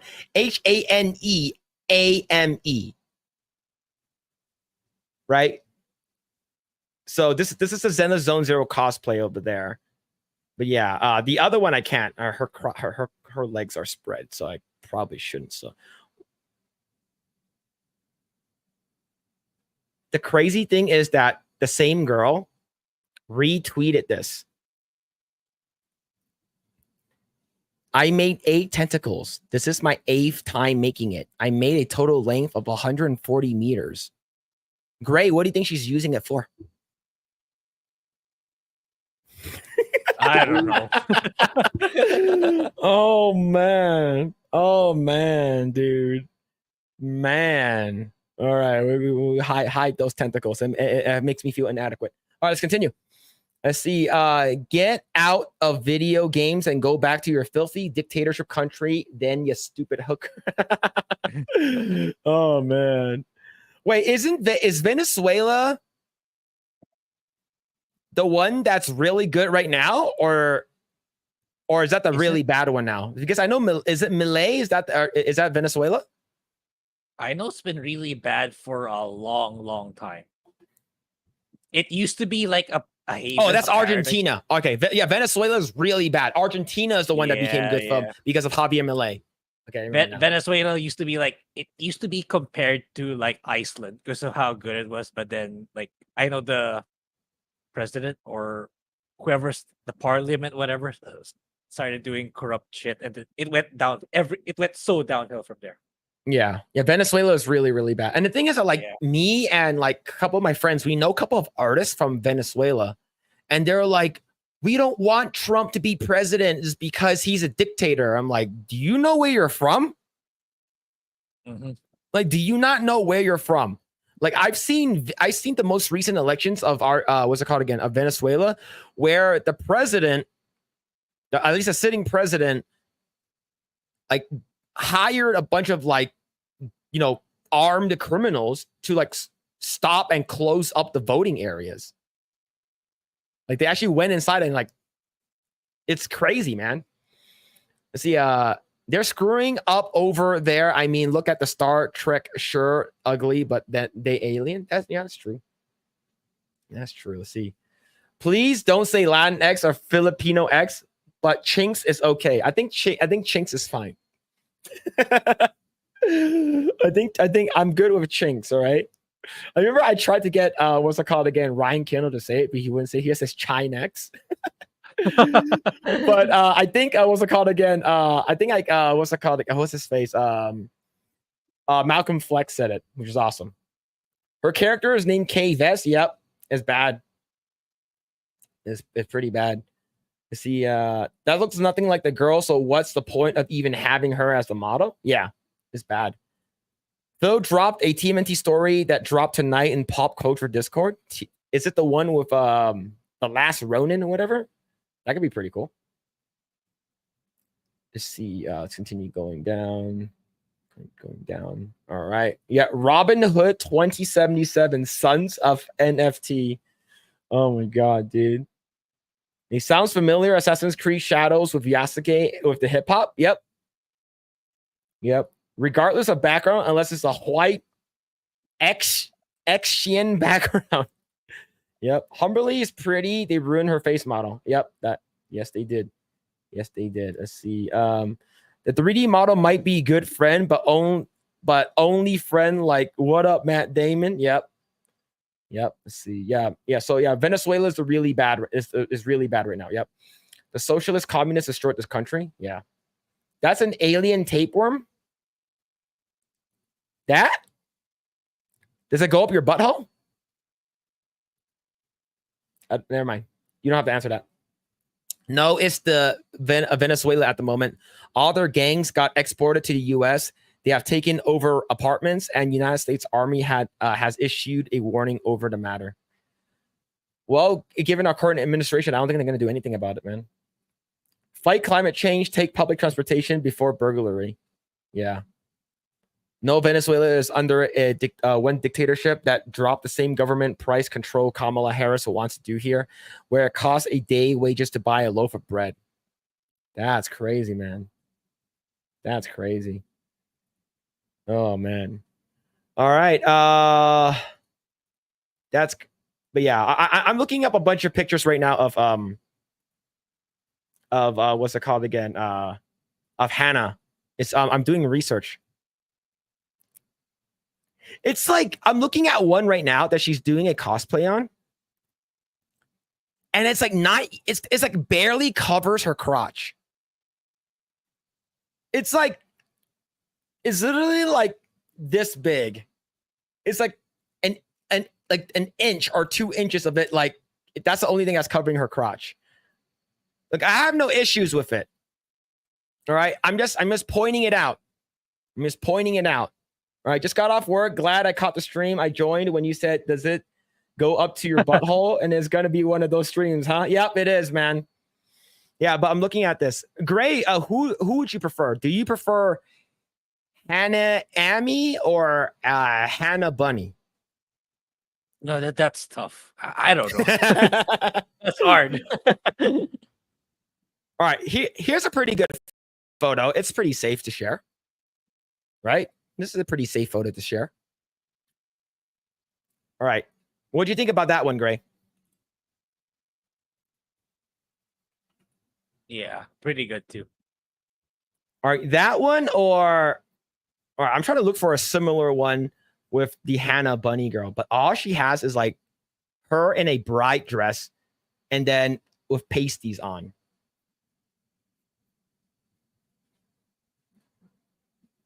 Oh my God. The fact that she's wearing an In-N-Out burger. This or this?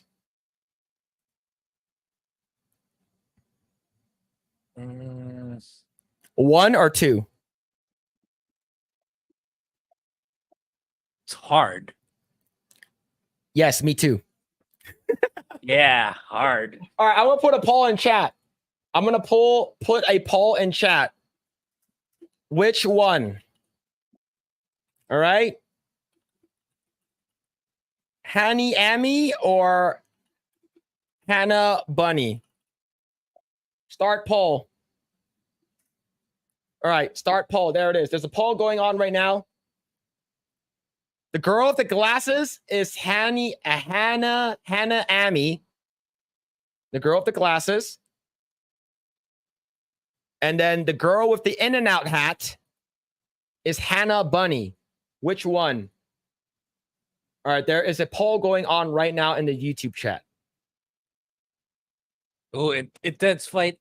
Yeah, one or two, basically. So Hannah Bunny is currently winning right now with 62%. I think the fact that it says In-N-Out, right? The fact that it says In-N-Out, is that the reason? Yes, Phil? Which one is which one? All right. The girl with the glasses is Hannah Amy. Like Hannah Amy, the first one. And then Hannah Bunny is the In-N-Out girl. Yes to both. Pale Asians look weird. What? I was like, oh no, wait, I didn't know I was a vote for two different men. I thought I don't like either. I'm gay. It's all right. It's all right. I'm just asking which one would you prefer? That's a two looks like Tifa, so two. How about you, Grae? If you have to choose.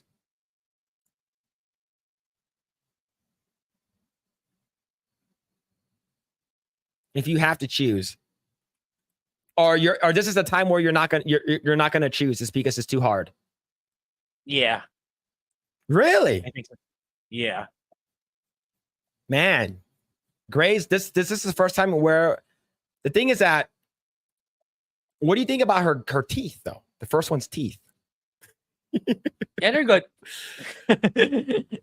Oh man. So we have Hannah Bunny right now winning with 69%, which is good. The one that has a penis, I guess. Oh fuck, man. Oh fuck. It's not the hat, but it's the same as Terry Bogard. Oh man. Look at the simp tweet at CYT. Oh my god, dude. That girl with the glasses and a sweet smile is Cupid shooting arrows at me. Oh my god, dude. And he has a picture with her. He has a picture with her, man. Oh man, dude. This Look at account these- is only to follow Hane. It's literally a simp account only. Holy shit. This is a simp account. Oh my god. Let's see the other one. Does it have simp accounts? No, all of them just says hi. And this one says marry me. Man. Look at that. All right. I'll give you guys another minute. To vote. Okay. I'm looking at other photos right now because some of them are crazy. But yeah, man. Like, okay, this is the one she went to Comic-Con with. Hannah Ami or Hannah Ami. She went to Comic-Con with her Stellar Blade outfit.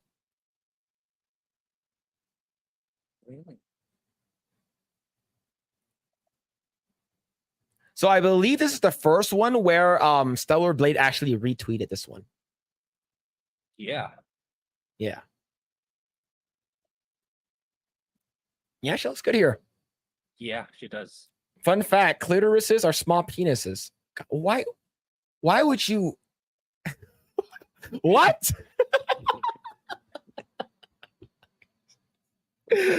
Oh my god, man. What? I want to look at her face, but my damn eyes won't budge. Yo, man, don't worry about it. Don't worry.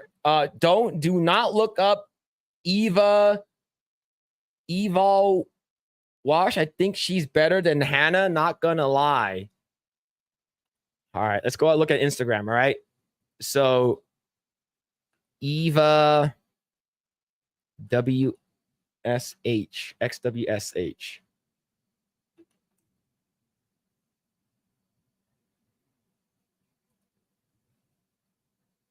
She does not have an Instagram account.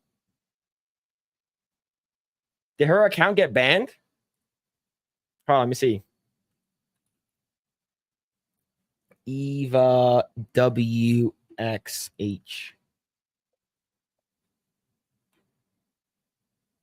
Okay, I'm gonna hit enter. Nothing is coming up. Oh, okay, I see here. Oh. All right.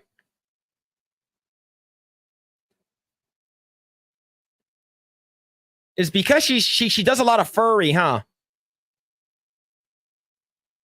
It's because she does a lot of furry, huh? Lost Tales.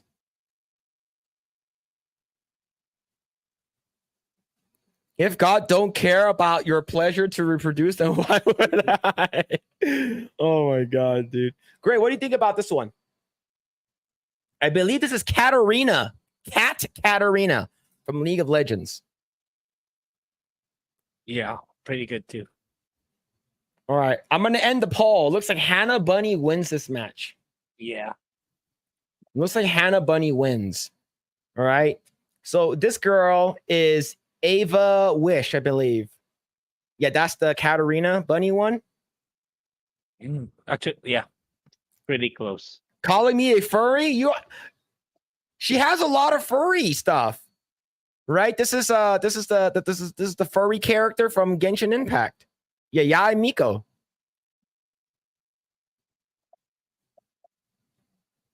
Not a furry pass.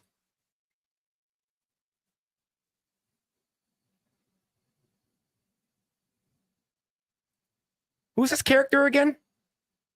Is it Oh, Power. Her name is Power. Power, from, yeah, Power from Chainsaw Man. Yeah, I still need to watch that. Yep, still need to watch that. No pass. So it looks like Hannah Bunny wins 70% to 30%. Damn. Man. Grae, what do you think about this one though, compared to Hannah?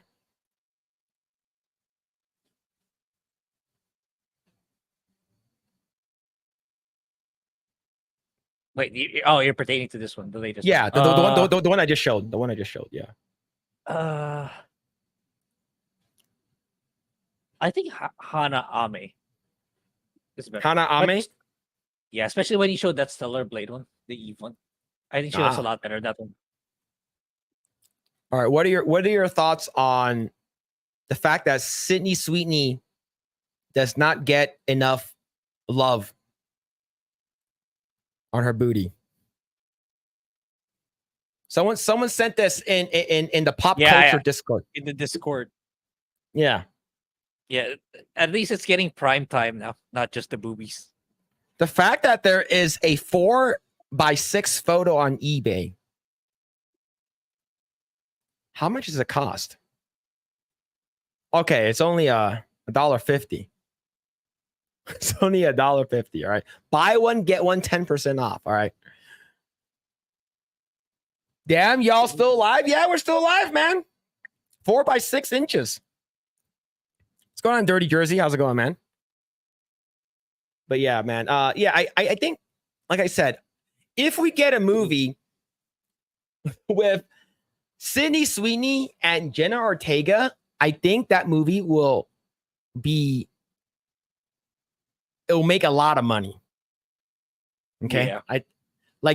You don't even have to have them naked. Just give them nice, feminine outfits, and I think it'll be good. 4x6 inches sounds painful. Oh my God, dude. It's not like, you guys are weird. you guys fucking weird, man. Oh man. Yo, Carlos Lima, thank you so much for the 2. It's like, it was me, the booty lover. Man. You guys are crazy. And the thing is, I always bring up Sun Beaky. Grae, do you want to refresh on Sun Beaky, or you don't need a refresh? Who's that again? Oh, you need a refresh then. Oh man. Oh, he's like, who is that again? Who? It was this girl. Oh, that one. Girl. Okay. Yeah. Oh, you're like, oh, that one. Oh, okay, now I remember. Yeah, man, she's crazy. She's crazy, man. Sometimes more clothes is more sexy than no clothes. Weird how that goes. Yeah. Later on, people, have fun. Yo, take care, Carlos Garcia. Have a good night, man. Take care, dudes. But yeah. Yeah. The fact that she, like I said, this is a plus size model in Korea. Look at Andrew's comment.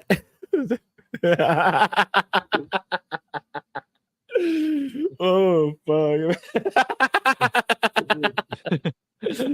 Oh fuck, man. Yo, ISO, thank you so much for the 5 Canadian for Shuli. Who's Shuli?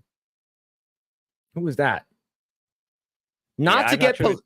Yeah, but thank you so much for the 5. Thank you, man. Thank you so much for that. Is that a guy? Back view, please. Hold up. I think I have Sun Beaky's Instagram.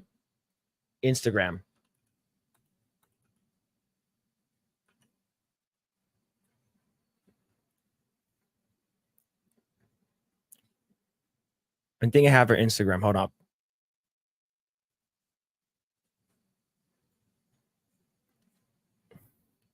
I'm trying to look for.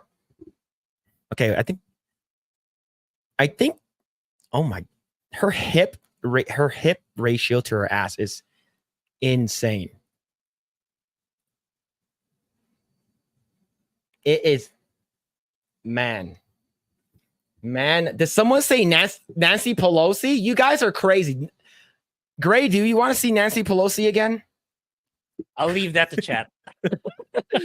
Oh my god. Why is every time someone mentions Nancy Pelosi, Hertz donut just pops up in chat, man? Yeah, but this is the backside. This is the backside. This is the backside. Not a good butt. I don't know what you're talking about. Yo, Justin Martin, thank you so much for the 5. Is it just me or does Grae look like Bobby from King of the Hill? Who's that? Bobby Hill. All right, put up Bobby Hill. All right.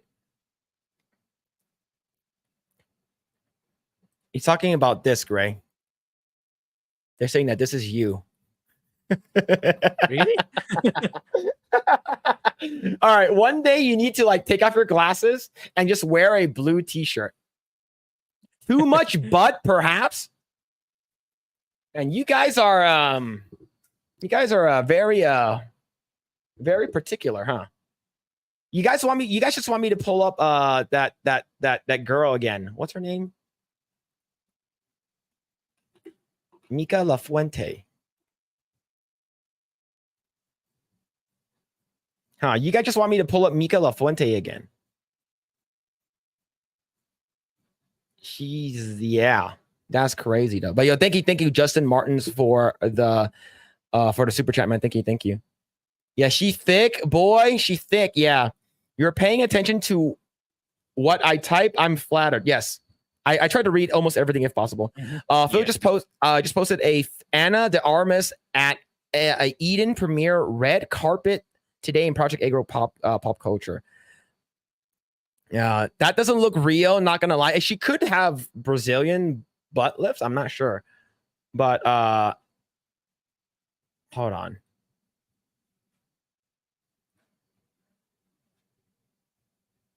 This one is crazy. Someone sent me this and it was insane. All right. Is this one better? Is Mika LaFuente better? And the way that jiggles, you know that shit's real. That's insane, man. I'm just gonna playback speed over there, and there it is. That's insane, man. No Pelosi. All right, no Pelosi. We got denied. How the hell we go from Anna Paulina to Nancy Pelosi? Oh man. Phil, you just showed us like 4 girls who are 10s, and then you show a 9. Of course, we're going to complain. Oh man. Jeez, man. I'm a connoisseur of the gluteus maximus. Yes. We got WAP-sided X-ray girl. You sound American, but you motherfuckers could be both Beijing for all I know. No, I'm here in California. Yeah. California, drive down the 405 freeway. Yeah. This ass is real. Like, the way it jiggles is absolutely insane, man. That's how you do it. That's how it's done. This is S tier glutes. Yeah, jiggle physics. Yeah, man. Like she has like an A cup for boobs, right? If you guys are into boobs, but you gotta admit, like, the thing is that when we're us guys, most of half the time, okay, there's two reasons why guys check out girls' asses or check out girls in general. Okay, first reason is that we're horny, and the second reason is that we're appreciating how they look. It's like, wow, they actually look really nice, but we're also horny. Yeah. Oh fuck, man. Oh man. Do you California? Yeah, unfortunately. California. Let's see. Yeah, how does an ass like that not have huge tits to boot? Yeah. I don't know. It's just she's pretty flat-chested in my opinion. Yeah. Yeah, there are 2 reasons. Yes, 2 jiggly reasons. Yeah, I need to see it jiggle under various circumstances. More research is needed. Yeah, someone posted this video in my culture section, and then I saw it and it went back to it and it was deleted. But someone was like, that's Mika LaFuente. I'm like, who is that? So yeah, it's that jiggle is absolutely real. Absolutely real, man. So yeah, man. Yeah, look, it's the way it jiggles is, yeah, you can't fake that. Yeah, she works out. That's why her boob are small. I get rid of the big butts. It's all good trade-off. Yeah, you got to have one or the other. Grae, which we asked this questions multiple times. Which, if you can only have one, would you rather have a heavy top or a power bottom? Yeah, power bottom. It's still the same reasoning as I did. I said way back, because like the bottom doesn't age compared to the top. Still the same. Yeah, I think so too. I think it just in terms of the shape of the female figure, it looks better when they have nice hips. Like I like drawing female girls. Like it just looks better when they have nicer hips. Let's see. All I need for boobs is a handful. So like, I would say a handful is like a C cup minimum. Yep. Jiggle physics do not lie. Yeah, got here just in time. Yep, Gary, you got here for all the important stuff. I'm studying that for animation references. I'll send results maybe later. Okay, both is good. Okay, I'm not saying if you can have both, that's fantastic. But the thing is that some you can only have one. Sometimes you can only have one. I'm biased for being an ass man. Yeah. Bottom, to being honest, yeah. I'm pretty sure the AI can absolutely fake that 8K resolution. I would say down the line, we probably won't know what's real and what's fake. We won't know. Yeah, that's the inevitable future with AI. Yeah. See, Asian chicks, no ace. Yeah, Asian chicks are good, but like it's if you can find a girl that has both, it's like it's like especially if it's an Asian girl, you literally found like a hidden gem. You found like the fountain of youth. Chances are some already big time tycoon dude already has them as their girlfriend or wife. That's the reality of it. Yeah, but yeah, finding a girl that has both that's not taken is very, very hard. Yeah. Okay, that was a good hell dive. What's going on? What's going on? But by the Emperor. Yep. True. See, yeah, power bottoms. Yep. Ass man all the way. Power bottom is more important. Yep. Rare among Asians. Yes. Most of the time, Asians. It's rare for Asians to like. I'm talking about like, if you're talking about Filipinos, that's a little different because Filipinos tend to have a bigger butt and bigger boobs in general. Is because of the some Spaniards would get in there as well. So you get some. You might get some like a little bit of like Spanish descent, but in terms of like people from like China, Japan, Korea, it's rare for them to have big butts. But big boobs is not hard to find, but big butts are hard to find. So that's why when you see them, they're like super, super rare, right? That's why when you go off to like Jab Guru and you type in like big butts, it's like some of them are like super rare, according to what I heard. See, boobs are not really that attractive in person. Pepperoni nipples, stretch marks, and bra yeast infections are gross. Now, here's the thing. I think boobs and butts, it really depends on what you're into, right? It really, really depends on what you're into. So, but yeah, there are guys who like feet. There are guys that like teeth. Right? Oh shit, man! It used to be rare for Asians. Asian girls want that those Kuei Lo and Guaylo and Gaijin, so they got butts now. Well, the thing is that butts you can work out to get it, right? You can definitely work out to get the butts, right? Crazy makes for good sex, but bad relations. Maybe. You won't care about the boob size when that butt is sitting on your face. You're goddamn right. True. Oh man. Oh, you're goddamn right, man. It's just what's that called again? Hold on. I found this this GIF. It's like it doesn't matter, dude. It's like it's the thing is that this is this image, you know, tells a lot right over here. Grae, you know what this is? You know who this is, right? Yeah. It's Jimmy Neutron. When you're about to bust a nut on a girl's forehead and you yell out brain blast. Oh, fuck, man.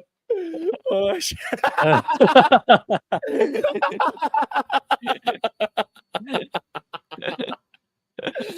Oh, fuck. Jimmy Neutron. These memes are so fucking funny, dude. Holy shit.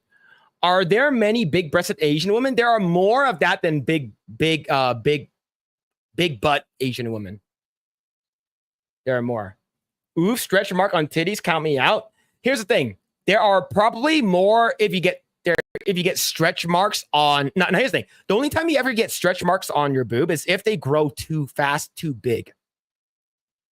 Right? So let's say if you're like in high school and then you get a girl that like goes from like an A cup to a double D cup in like months, right? That causes stretching, right? Just your skin to stretch. But that also happens for big asses, right? What happens if you can get stretch marks on your ass too if your ass grows too big too fast. Yeah, never stick your dick in crazy. I guarantee people will consider it only one night stand. Like, you gotta admit, as crazy as she fucking is, Amber Heard's hot. All right. Grae, do you agree? Yeah.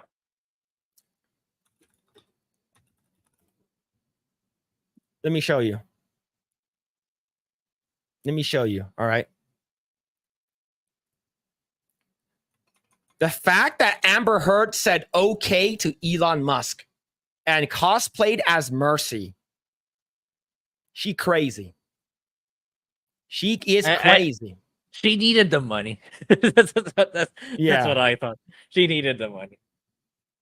Like, the thing is that you would go for that, like maybe one and you're done. You one tap that girl, that's it. Right? It's more like a one night stand than anything else. Bra yeast infection. You do know there are worse places to get yeast infections. That's true. That is true. If you really think about it, humans are filthy creatures. Best not to think so hard. Oh, man. You can slap an ass, but don't try to slap a boob. There are girls who their erogenous zones are in their boobs.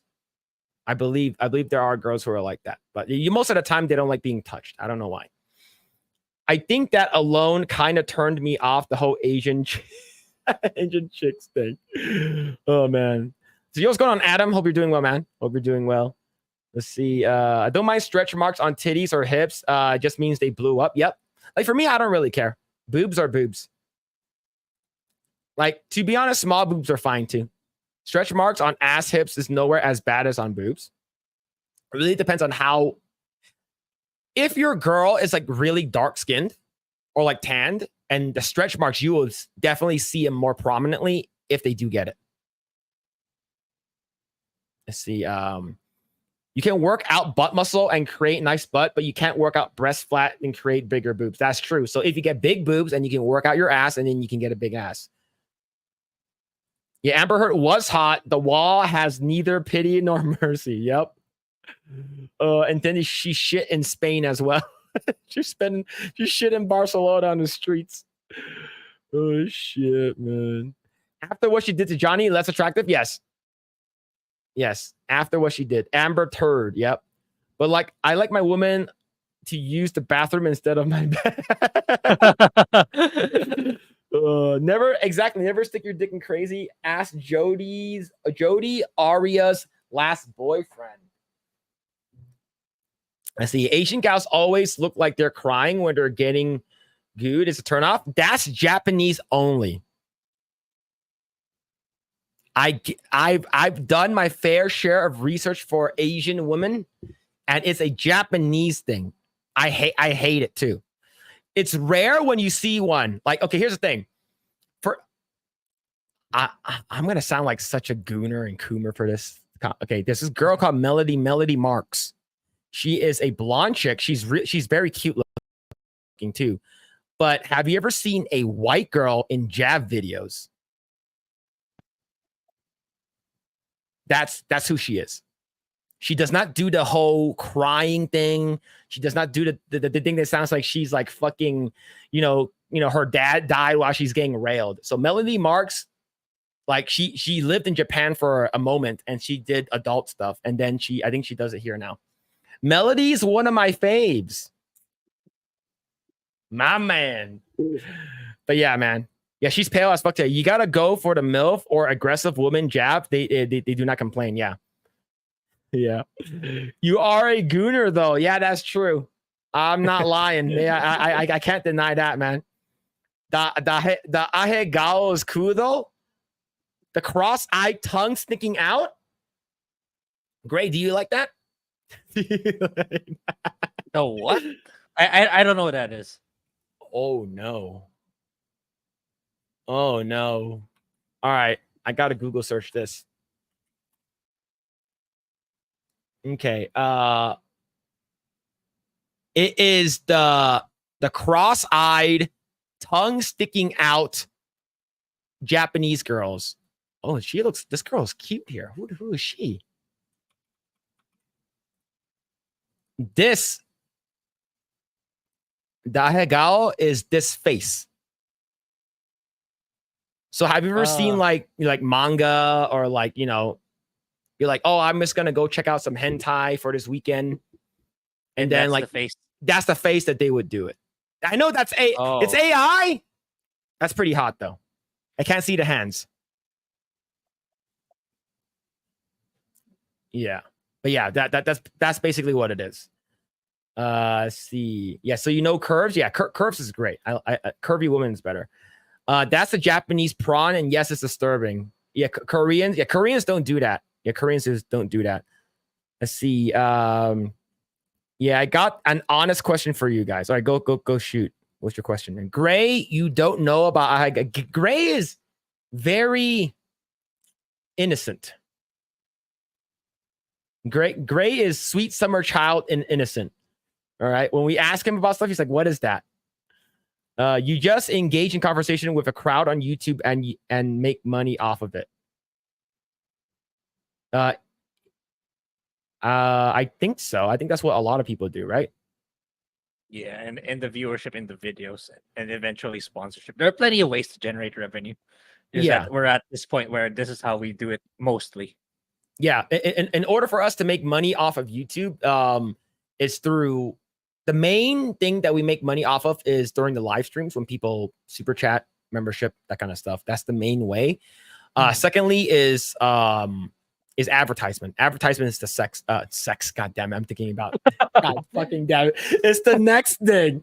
Okay, fuck. God damn it. Okay, the next thing is advertisement. Whenever the ads play on our videos. Now, the thing is, I don't turn on ads when we're live. All right, we don't. Yeah.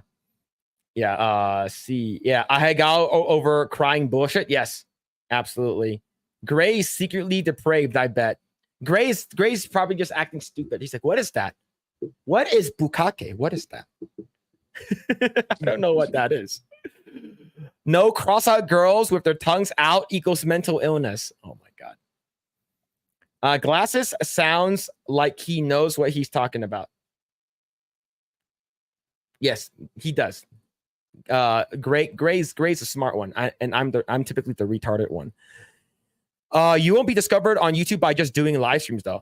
Yes, and that's the reason why we take our live streams and we make them into segments and we post them out in videos. And then I know that sometimes we do actual videos. I know Grae do it more than I do.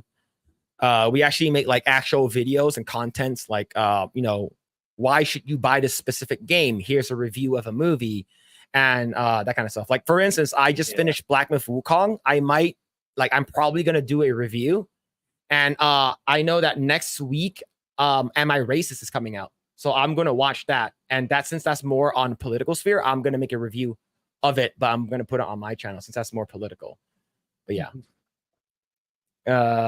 Let's see. Yeah, Grae is secretly drowning in pussy. Yeah, probably is.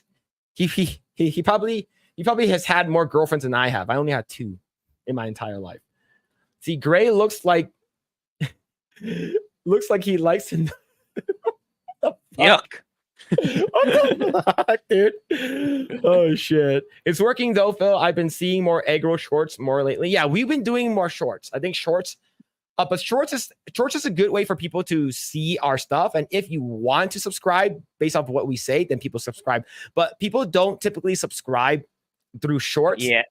It's just more for like people to see who you are. Yeah, like in my personal channels, there's a reason why it's mostly full of videos. I even removed all the shorts in my second channel.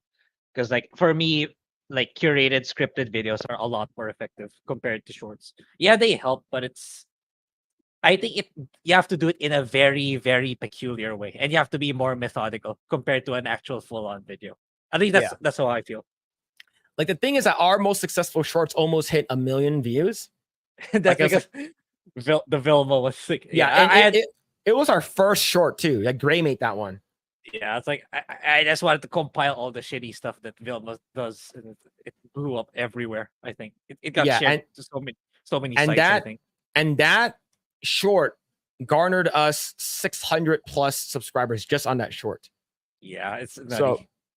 So I think that's pretty cool. Yeah, I like being guests on other people's channel also helps too, though. Yeah, but the thing is with shorts though, it's like it's a completely different audience because like I'm pretty sure everyone in chat right now is like none of them are from that particular Vilma short. I don't think so. It's like either we got a shout out from G&G, from Jay.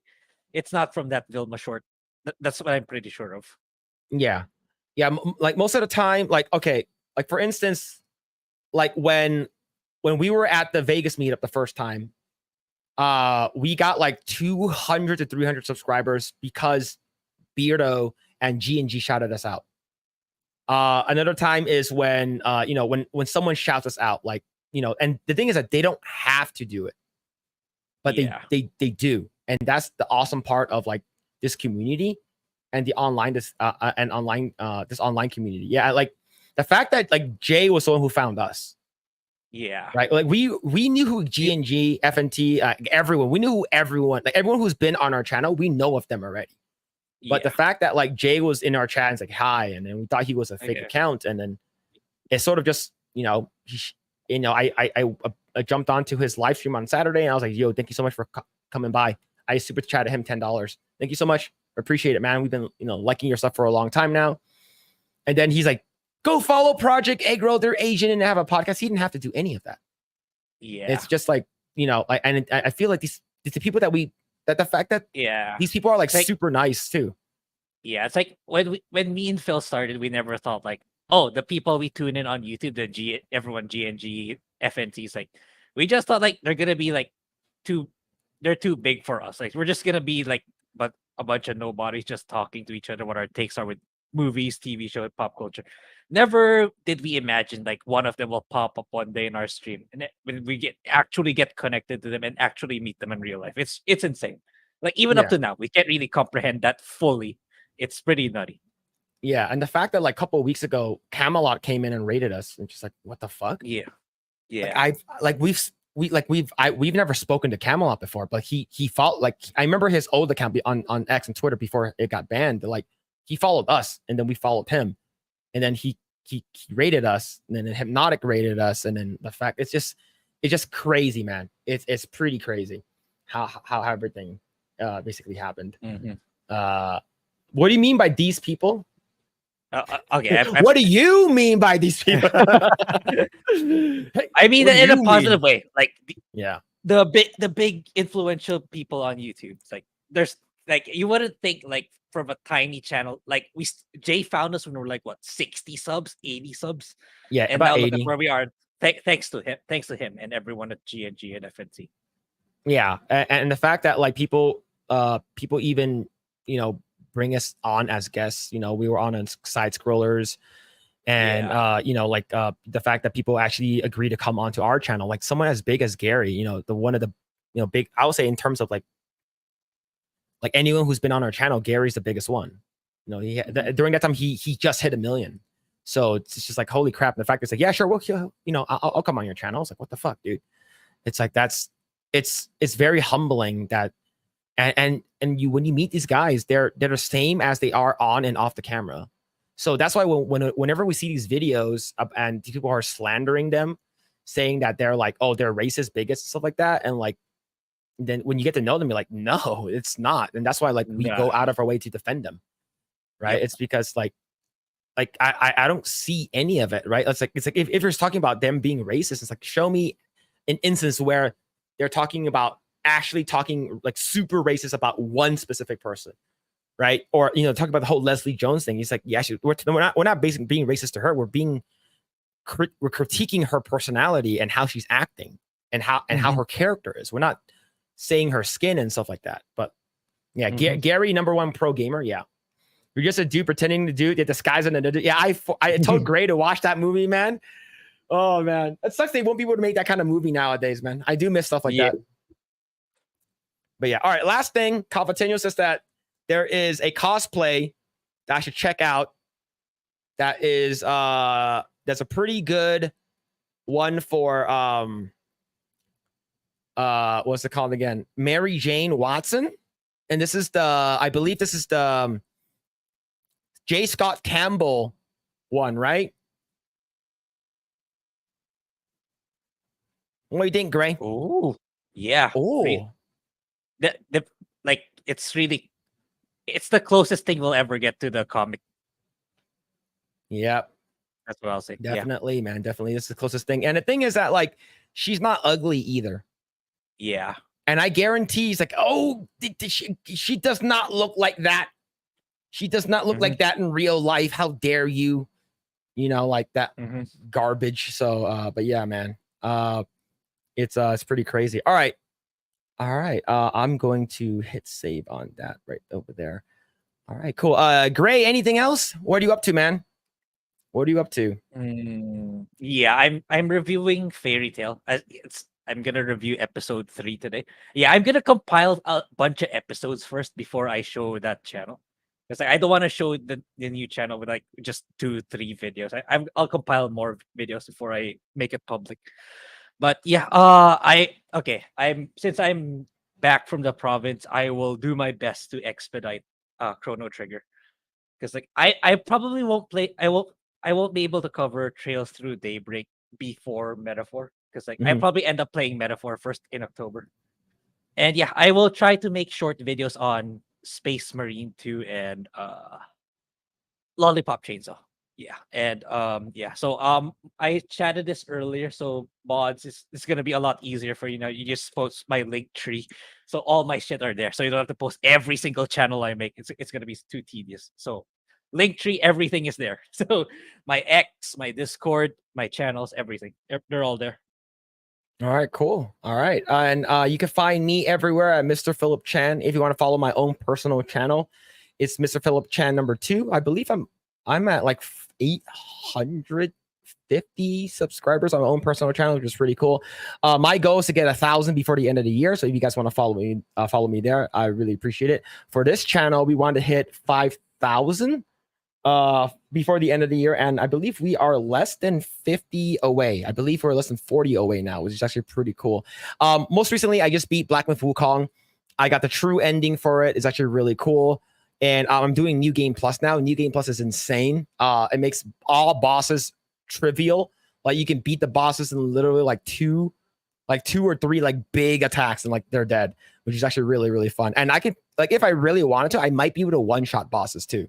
Like, there's a thing that lets you like completely refresh your abilities.